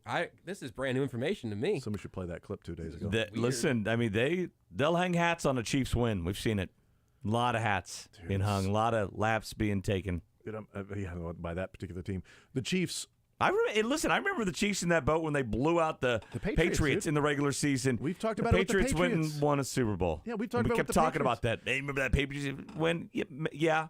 They don't, though. They don't remember that game. Beating the Patriots in the regular season. Yeah. Beating the Patriots in the regular season. Banners are hung, and then you don't do anything in the playoffs because you're not good enough because that guy's Tom Brady, and, it's the Patriots. And guess what? Chiefs are going to remember that the Raiders have the, quote, recipe and the Mahomes rules for Antonio Pierce when they play the Raiders. And something's going to be said, something after the game is over, when they beat the Raiders by 30 points. I will say this. This has been the biggest issue with all the AFC West contenders over the last 5 or 6 years is that they gear up to beat Mahomes and the Chiefs. And sometimes they do. Yeah. Right? We saw it a couple times this year. But they don't take care of that's 2 games of their 17. They don't take care of the rest of their schedule. You have to consistently win. Chargers haven't been able to do it. Raiders, Broncos. What I see the stat yesterday in the last 5 years, Chiefs have 14 playoff wins. That's the most. 49ers have 8. I think with 6 is Tampa Bay. Of course, they got 4 in one season, right? Yeah. And then I believe the rest of the AFC West combined is 2, right? The Raiders have 1, and the Chargers have 1 in that time. It might be 3. But it ain't much with the other 3 teams combined. I mean, Mahomes, twice a season is right there in front of you, standing in the way of a win. But he's not the rest of the time. He's not standing in the way of you getting to the playoffs. And those teams just regularly don't. They finished the season winning 3 of 4, did the Raiders. The one loss came after beating the Chiefs. Yeah. They lost to the Colts. After they put everything into beating the Chiefs all week long, we're showing different fights. This is what we're going to do. You're going to see red. You're going to hate red. I would take my lumps against greatness and then beat the 20 average teams in the NFL. Mm-hmm. Make sure you handle those teams and the bad ones, and you'll be just fine. It's like one of the things that we always talked about endearingly with Marty Schottenheimer was Raider Week, how much they hated the Raiders. But then wasn't his record the week after the Raiders like pedestrian, like terrible? Yeah. After they played the Raiders, like everything goes into that week. He was really good against the Raiders. Like Marty Schottenheimer's record against the Raiders was awesome. His record the next week, not so much. And the Chiefs don't really, I don't know, have they approached the season with Mahomes like that over the years? That where they put so much into one game and they win or lose that one, and then it costs them the next week because of how much was put into that. It's different. They do that for the Super Bowl, right? And then they've never won the week after the Super Bowl. Oh, that's a great point. In fact, they all just want to go away. Yeah. No, and look, I think the Chiefs definitely kind of took some weeks off preparation-wise this season because I think they know the formula, they know what it takes, and they know they can take it up a notch in the playoffs, and that's precisely what happened this year. You saw just the refocus of this team when they were kind of teetering on there's like a 4% chance they won't make the playoffs right after that Christmas Day loss. A lot had to happen, including them losing out, and they changed things. The Vegas loss sent them on a path to Vegas. But also, like the fact that they're taking victory laps over that win, right? And literally taking victory laps. Not literally in this case. This figuratively, hanging a banner, and we've got the recipe. But what they're not realizing is that loss was so devastating to the Chiefs that they went, what the bleep are we doing? We just lost to that team. We've got to reassess everything. We got to look in the mirror. Why do you suck, man in the mirror? Why do you suck? We are so bad and so terrible. We just lost to that team by 6 points. And we have been embarrassed. And that team's going, We just dominated that team. We came in here and pushed them around, and we are the best thing to happen to Vegas. This is we have the recipe. It's the Mahomes rules, and we're going to do this every time we play them. And you won by 6, and that team took it as it was complete disaster to lose to you. Like, that's not exactly brag-worthy. I think keeping it in the division is the most important form of all of this. I think it's a good take that a lot of times you hear these teams talking about, well, you got to beat Mahomes. If you're the second best team in the AFC West, you beat teams from other divisions and some of your interconference games, you could feasibly end up in the AFC Championship game never beating the Chiefs. Never beating. And at that point, if they trip up along the way, you're just fine. You may never have to actually beat them. I've always thought that of these other AFC West teams. Mahomes, I mean, there's so many games. Mahomes, and there's so many spots now in the playoffs. Mahomes necessarily isn't the biggest hurdle, right? He's not the enemy. You can lose by 100 twice to him and still make the playoffs easily, win double-digit games, and make your way through them, and you never know what's going to happen in the playoffs, and you might miss them. But it doesn't just happen to the divisional teams because it happened to the freaking Eagles this year. You have Nick Sirianni yelling in the tunnel, which was corny. It was corny, and it looks even worse now. But what was their lead-up week like? Now, they're not taking victory laps about it because of how their season went. Didn't they both have the Chiefs and Eagles that was both have a post-Germany, bye? right? Yeah. Yep. So what was that process like in the building of it's Chiefs week? We're getting some Super Bowl revenge. Yeah. You can't get Super Bowl revenge in the regular season. It's not that's not an option. We're getting playoff revenge. Ask the Bills about that. Right. The Bills lost to the Chiefs with the 13 seconds, and then the next year they beat the Chiefs in the regular season. They didn't get to see the Chiefs in Atlanta because they didn't beat the Bengals in the divisional round at home. They got beat pretty bad by them. And then, Mahomes on one leg, thanks to Orlando Brown, went and took care of the Bengals thanks to the refs. Right. That's the only thing that a lot of players in this script. The only reason I can come up with that. Is Missouri 0-13 in the SEC mix, Yes. or are they 0-12-1? Wait, are you going last night a tie? Ole Miss, they lost by 3. Yeah. And Tennessee, they lost by 5. Those are half victories, half moral victories. Half loss, half moral non-loss. They still haven't won. They're still winless. Yeah, they can't get a win. It's like in soccer. But you sort of take that as a tie because they lost by a total of 8 points to Ole Miss and Tennessee. Are they 0-13 or 0-12-1? If that's the case, then was it Mississippi State that beat them by 25 at home? 24. That's 2.5 losses. This hater of then Mizzou. That's going to be, if we're doing that, that's 2.5 losses. They beat them by 25. It was 24, exaggerator. If we're doing that, they are 0-19-1 then. If we'll but take it's still a 1. They're still a tie. Maybe they're 0-13 with a tiebreaker. Oh, some of those teams they've lost to and how it's happened. They didn't just lose every single game. They had a tie in there. Throw that one in there as well. Got they won the first left. half, Mick. Is that not worth anything They to won you? the first 3 quarters pretty much. Yes. And then some guy named Dalton connected on like 10 straight points. They held him down for, You're not going to keep him 29 down minutes. I mean, what more could you ask for? That was the Tennessee was almost the Chiefs on Christmas Day there. That's probably what it was. At one point in the second half, Tennessee was in the bonus, and Missouri hadn't drawn a foul from Tennessee. Oh yeah, I've heard Dennis's reaction to that. Here's Dennis Gates after the game was over last night, as Tennessee spent the last 15 minutes of the second half in the bonus, and I don't think Missouri ever got to shooting free throws in the bonus in the second half in that physical game. Here's Dennis Gates about his team's inability to draw fouls. The big picture of it all was our inability. We got to do a better job. We got to do a better job drawing fouls. I think we suck at it. We're terrible. We're terrible at drawing fouls, and we got to do a better job. Going off of that, do you think that'll open up the floor more for Dalton? Can y'all write all that in there, right? Y'all can write that in there, right? Make sure you don't bleep that out. So I had to. We got rules. I apologize, Dennis. And he paused before that whole thing, so you can just clip it easily to make it as a commentary on his team as a whole. It's not necessarily on that one little thing. Which is exactly right. Yeah, it's his team as a whole. And why'd you have to bleep him saying we're foul and terrible? I feel like that's we're foul and terrible. I kind of feel like I know what the issue is with Mizzou and drawing fouls. When you so is he more mad at the refs there or more mad at his I think he's team? mad at himself. He better be Himself or mad his at team? his team. He better Yeah. be mad at his team. Because when you dribble the ball a lot and then you try to go one-on-one and then you take a bad shot, you don't draw as many fouls as when you're like passing the ball, swinging it, driving, kicking, getting the defense in a tough position. And when you just dribble around and then take a bad shot or a three, it's tough to draw fouls when you're doing that. So they are bleeping terrible at drawing fouls, and it's because they have a lot of my turn offense. Well, I'm just going to dribble around here. Just dribble. Sean East, I'm going to dribble. Nick Honor, I'm going to dribble. Bates, I'm going to dribble. Now I'm going to take a fadeaway shot. I missed it. Well, that's okay. Pretty good, look. I mean, you know what? You took a shot and didn't turn it over. So I'd rather you take a shot rather than turn it over or travel or something like that. Like, that's why you're bleeping terrible at drawing fouls, is because you're not actually attacking the basket all that much compared to what the other teams are that are playing physical basketball. Wind, where does the Wind come? They'll get They one. don't. No, they'll they get won't. one. No, 0-19. Ole Miss comes to Missouri. And?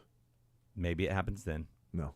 Sean East back has kept them in games. It helps. It helps. It helps having Sean East back. They go to an average Arkansas team. That's next. It's at Arkansas, at Florida, versus Ole Miss, versus Auburn, at LSU. Yeah, I don't know if Arkansas- Auburn at home Arkansas- or at LSU is it. I think I'm circling Ole Miss, Missouri, and maybe this weekend at Arkansas. Arkansas just went to A&M and won. They're figuring things out. They're going to take care of Mizzou. Florida's going to take care of Mizzou. Ole Miss is going to take care of Mizzou. Auburn, the same thing. At LSU, Kim Mulkey hates Dennis Gates, and Caitlin Clark. She's going to be ready. She'll have her team ready to go. They'll beat Mizzou. So they'll get to 0-18, and then a loss in the tournament. 0-19. You know the record is You think Vanderbilt. you think they make the tournament without any conference wins? That's incredible. Oh, What's you meant the What's Vanderbilt's record? So they've got the longest losing streak in SEC history. It was over 2 seasons. It was 28 total games. 2 were in the tournament, 26 were in the regular season. Oh, I don't think they'll so lose they got 28 halfway. in a row. They got halfway there last night. They're going to only win a halfway there. game next year. They're going to win one this year. It's almost like we should put lunch on it, and maybe one day you'll pay it off. Well, this would be the right side if it's the pessimistic side, because the positive, optimistic side is what has cost me lunch a couple of times. If you win this one, Mick, he'll owe you a 3-course meal. Yes. It's just going to be, just come over one Saturday. Just serve us breakfast, lunch, and dinner. Lunch and dinner, baby. Well, how about this Saturday? Okay, let's do that. The dessert would be Missouri winning a game. That's a nice cherry on top to this season. We'll It's take a it morning down. game. We'll take it. It's 11 o'clock in the morning. It's brunch. Get a little brunch, huh? Arkansas won't be awake. A little French toast, a little BLT for MIZ. More zone next.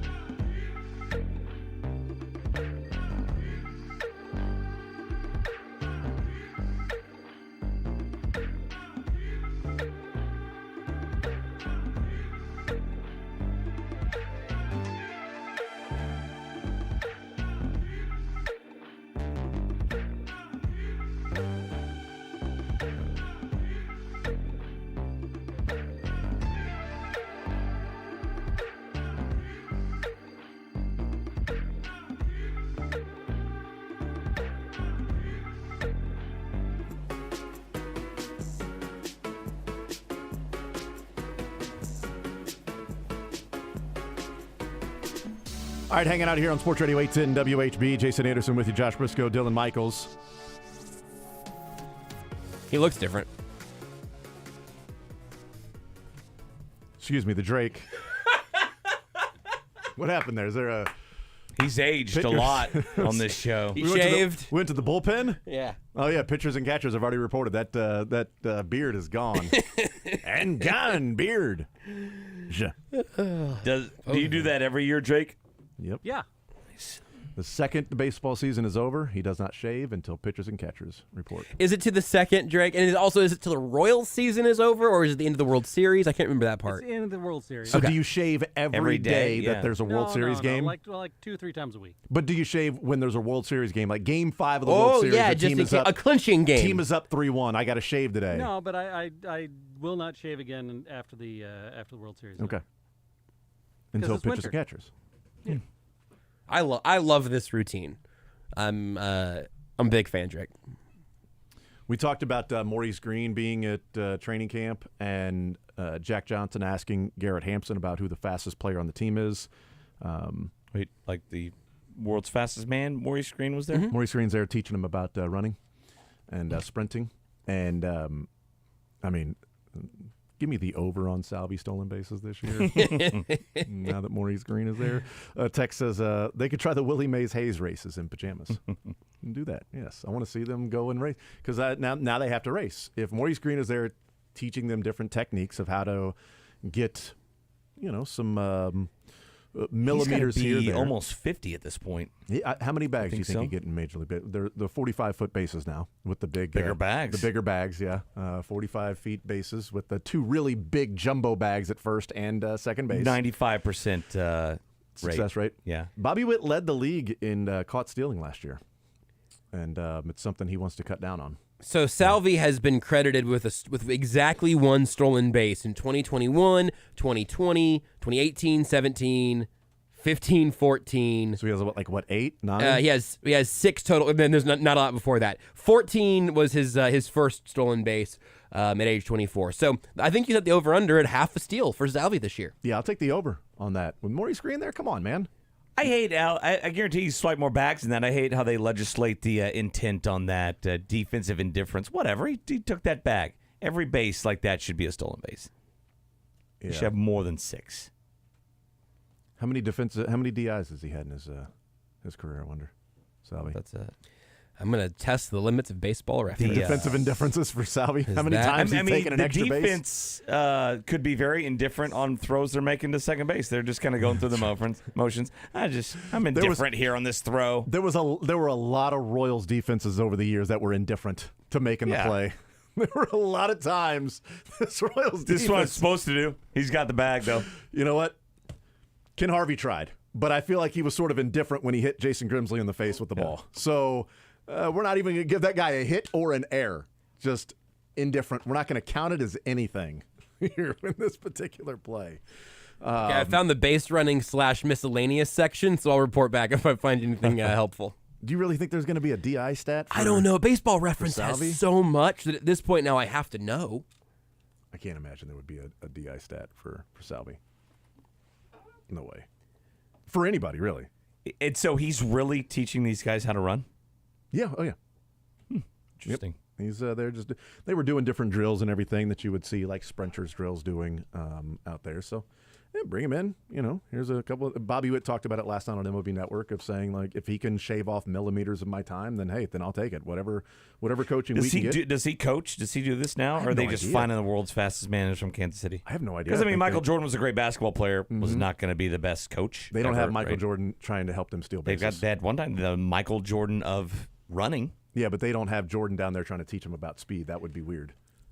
I am so much closer than I thought I was going to get. Baseball Reference has a bases taken stat for bases advanced on fly balls, pass balls, wild pitches, balks, defensive indifference. So bases taken last year, Salvi had 10. That includes indifference. I do not think they're going to break it down any more specifically for me than that. Money taken last year, Anthony Rendon had $25 million. A lot of indifference there. To playing the game, really. Did you hear Anthony Rendon weigh in on his life? I did, thanks to my habit of listening to this show. Oh, really? Yeah. You got a bad habit. That New Year's resolution hasn't took yet, huh? I was like, I turned it on this morning. I went, wow, we are scraping the barrel for content if we're talking about Anthony Rendon. Then I saw everybody was talking about Anthony Rendon. I mean, just like, I wouldn't wish my life on anybody. God. Guy's played baseball for 10 years and has made $200 million. I mean, was part of that him talking about the injuries and that it's taking a toll on his body? He said, he said, well, you know, I know we're lucky enough, but there are some downsides to this game and this life and everything. Like, yeah, man. I Buddy, mean, there's a downside to every job you have, well, every life you have. I tell you what, the people in 120 degree feels like temperature out paving roads. Right, yes. You know, well... At least we don't have $245 million and all those problems that come with it. Thank God I'm not going home to a huge mansion and 7 different cars to choose from. There are some downsides to working out here in the heat, in this extreme heat. There are certainly some downsides to all of that. Like, come on, man. I mean wish it upon me. The grass truly is always greener. Wish it upon me. Like, he wouldn't wish that life on anybody. No, if you had a wish, Anthony, I'll volunteer as tribute. If somebody.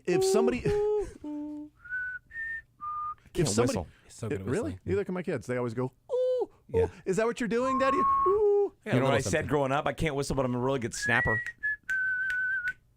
It's a good snap. It's a great snap. Both hands. I can't whistle or snap, but I can do an incredible beatbox.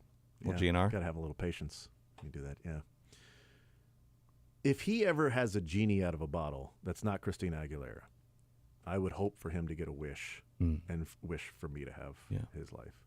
I don't need his family or anything. Just like that baseball life. Wish his life on somebody. He was talking about his kids is what he was talking about. Right. She's into soccer and all that. He's like, oh, kids following your footsteps in sports. Oh, I wouldn't wish this life on anybody. I say the same thing to my son about when he's like, you don't do anything for work. I'm like, son, I wouldn't wish you talking about sports for a job. Wouldn't wish that on anybody. Showing up and talking about nothing with Mick Schaefer for 4 hours. You don't know what I have to go through during the day, son. That's actually fair. Do you understand what it's like to be around Brisco? You understand the kind of shorts Mick wears?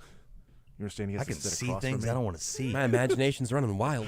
Those shorts are called chubbies. I wouldn't. And they're 5 inches. I wouldn't wish this sight line on anybody. And they actually make shorts shorter than that. 3 inches. You see those new Fanatics MLB pants? Those things are basically transparent. You're going to see some stuff this season. But, Daddy, you said it's not all about the different inches.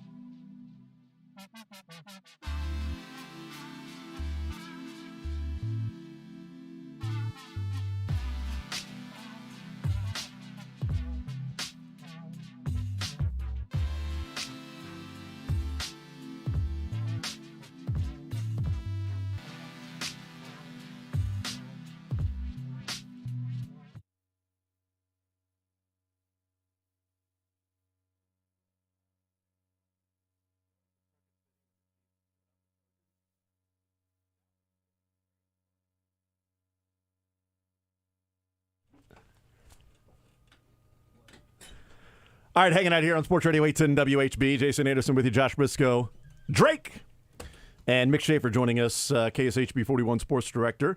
Brought to you by Empower Payments, boosting your business and charity with every transaction. Learn more at empowerpayments.com. Chiefs have a new on-field presence. This Royals do, I should say, have a new on-field presence this year out at the K, and that is a rover, a 10th player. Quick Trip. Oh, okay. Quick Trip is one of the sponsors now with the Royals, and there will be a Quick Trip patch on Royals jerseys now. I don't know which sleeve it'll be on. It is. So the way the MLB has been doing this is it's on the front arm if you're at bat, or your off arm if you're a pitcher. It is about camera angles. Well, can it be really? the off arm? Because what if you're a switch hitter? I think they just pick one. Brady Singer's is on his right arm. Vinny Pasquantino's on his right arm, and then I don't recognize this other player in this picture. I'm glad we're in the same boat on that. Waka or Lugo, it's on his left arm.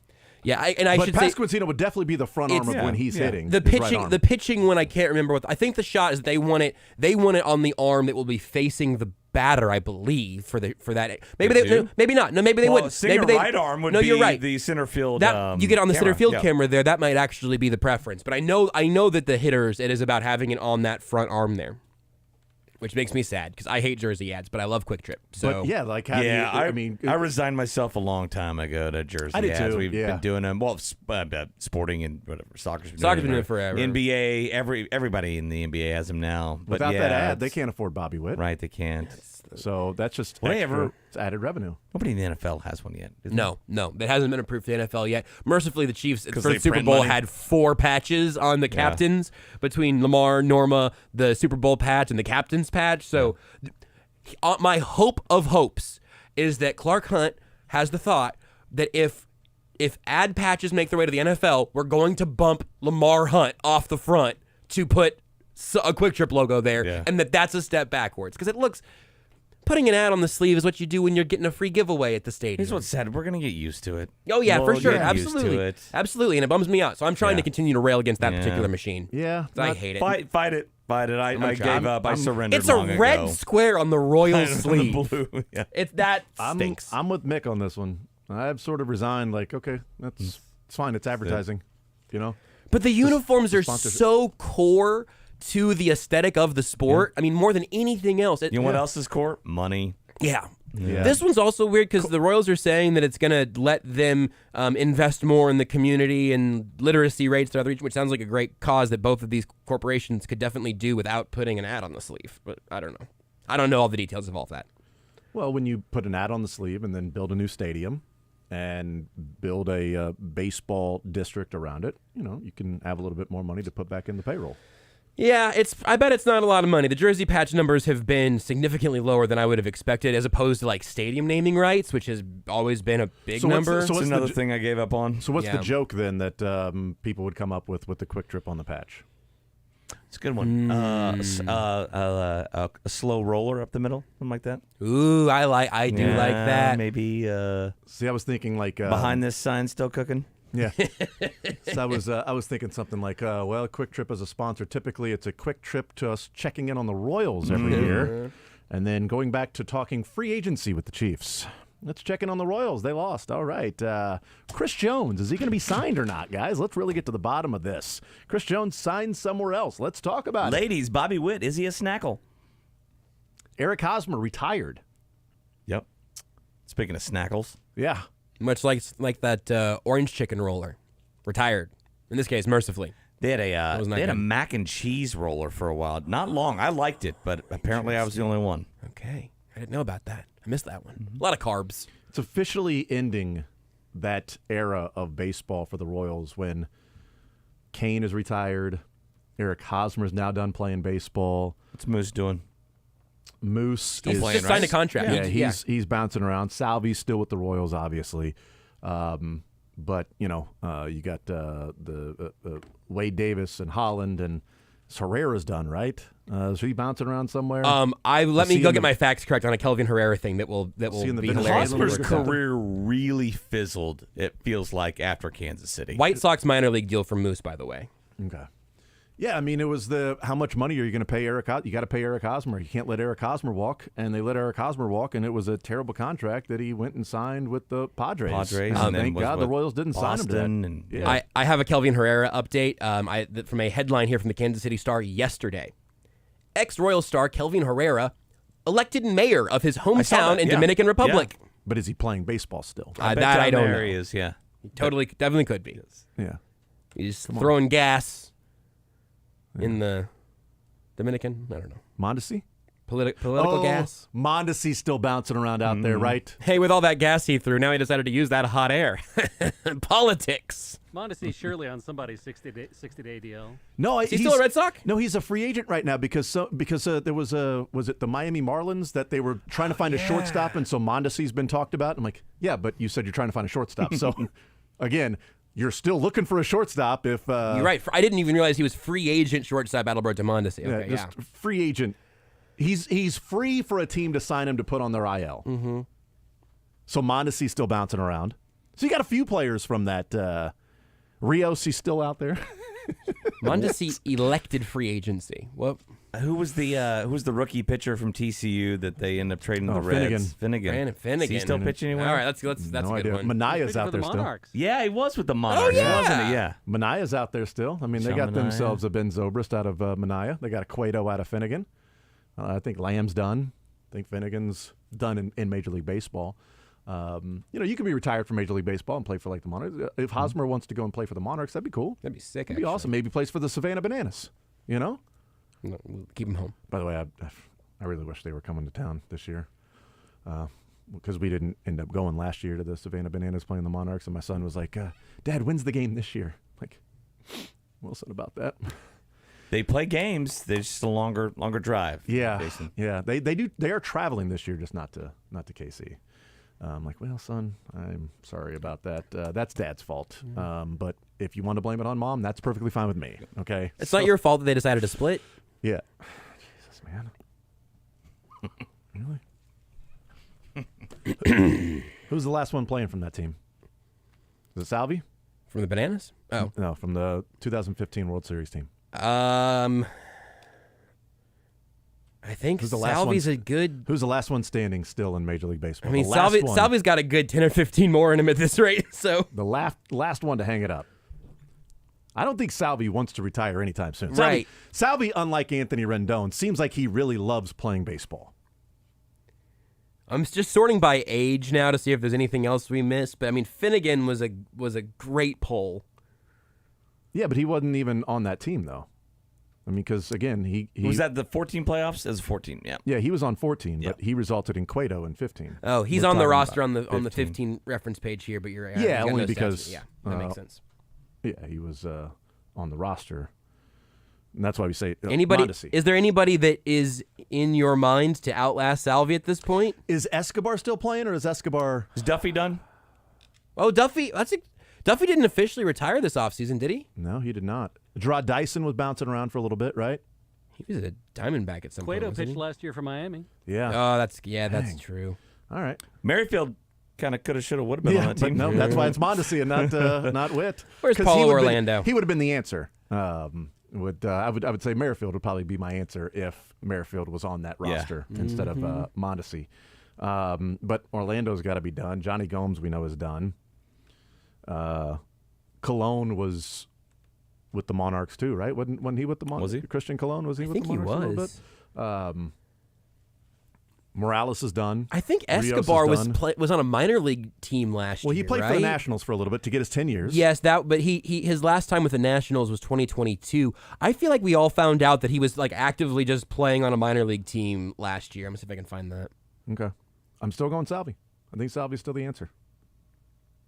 as the best player still going? As the last player of that entire Major League World Series roster in 2015. So we know there's only one, or we're just saying? No, I'm saying No, I'm he's saying guessing he's Salvi going will be the forward last one. still. Like, will he be the last one? He'll be the one? last one playing.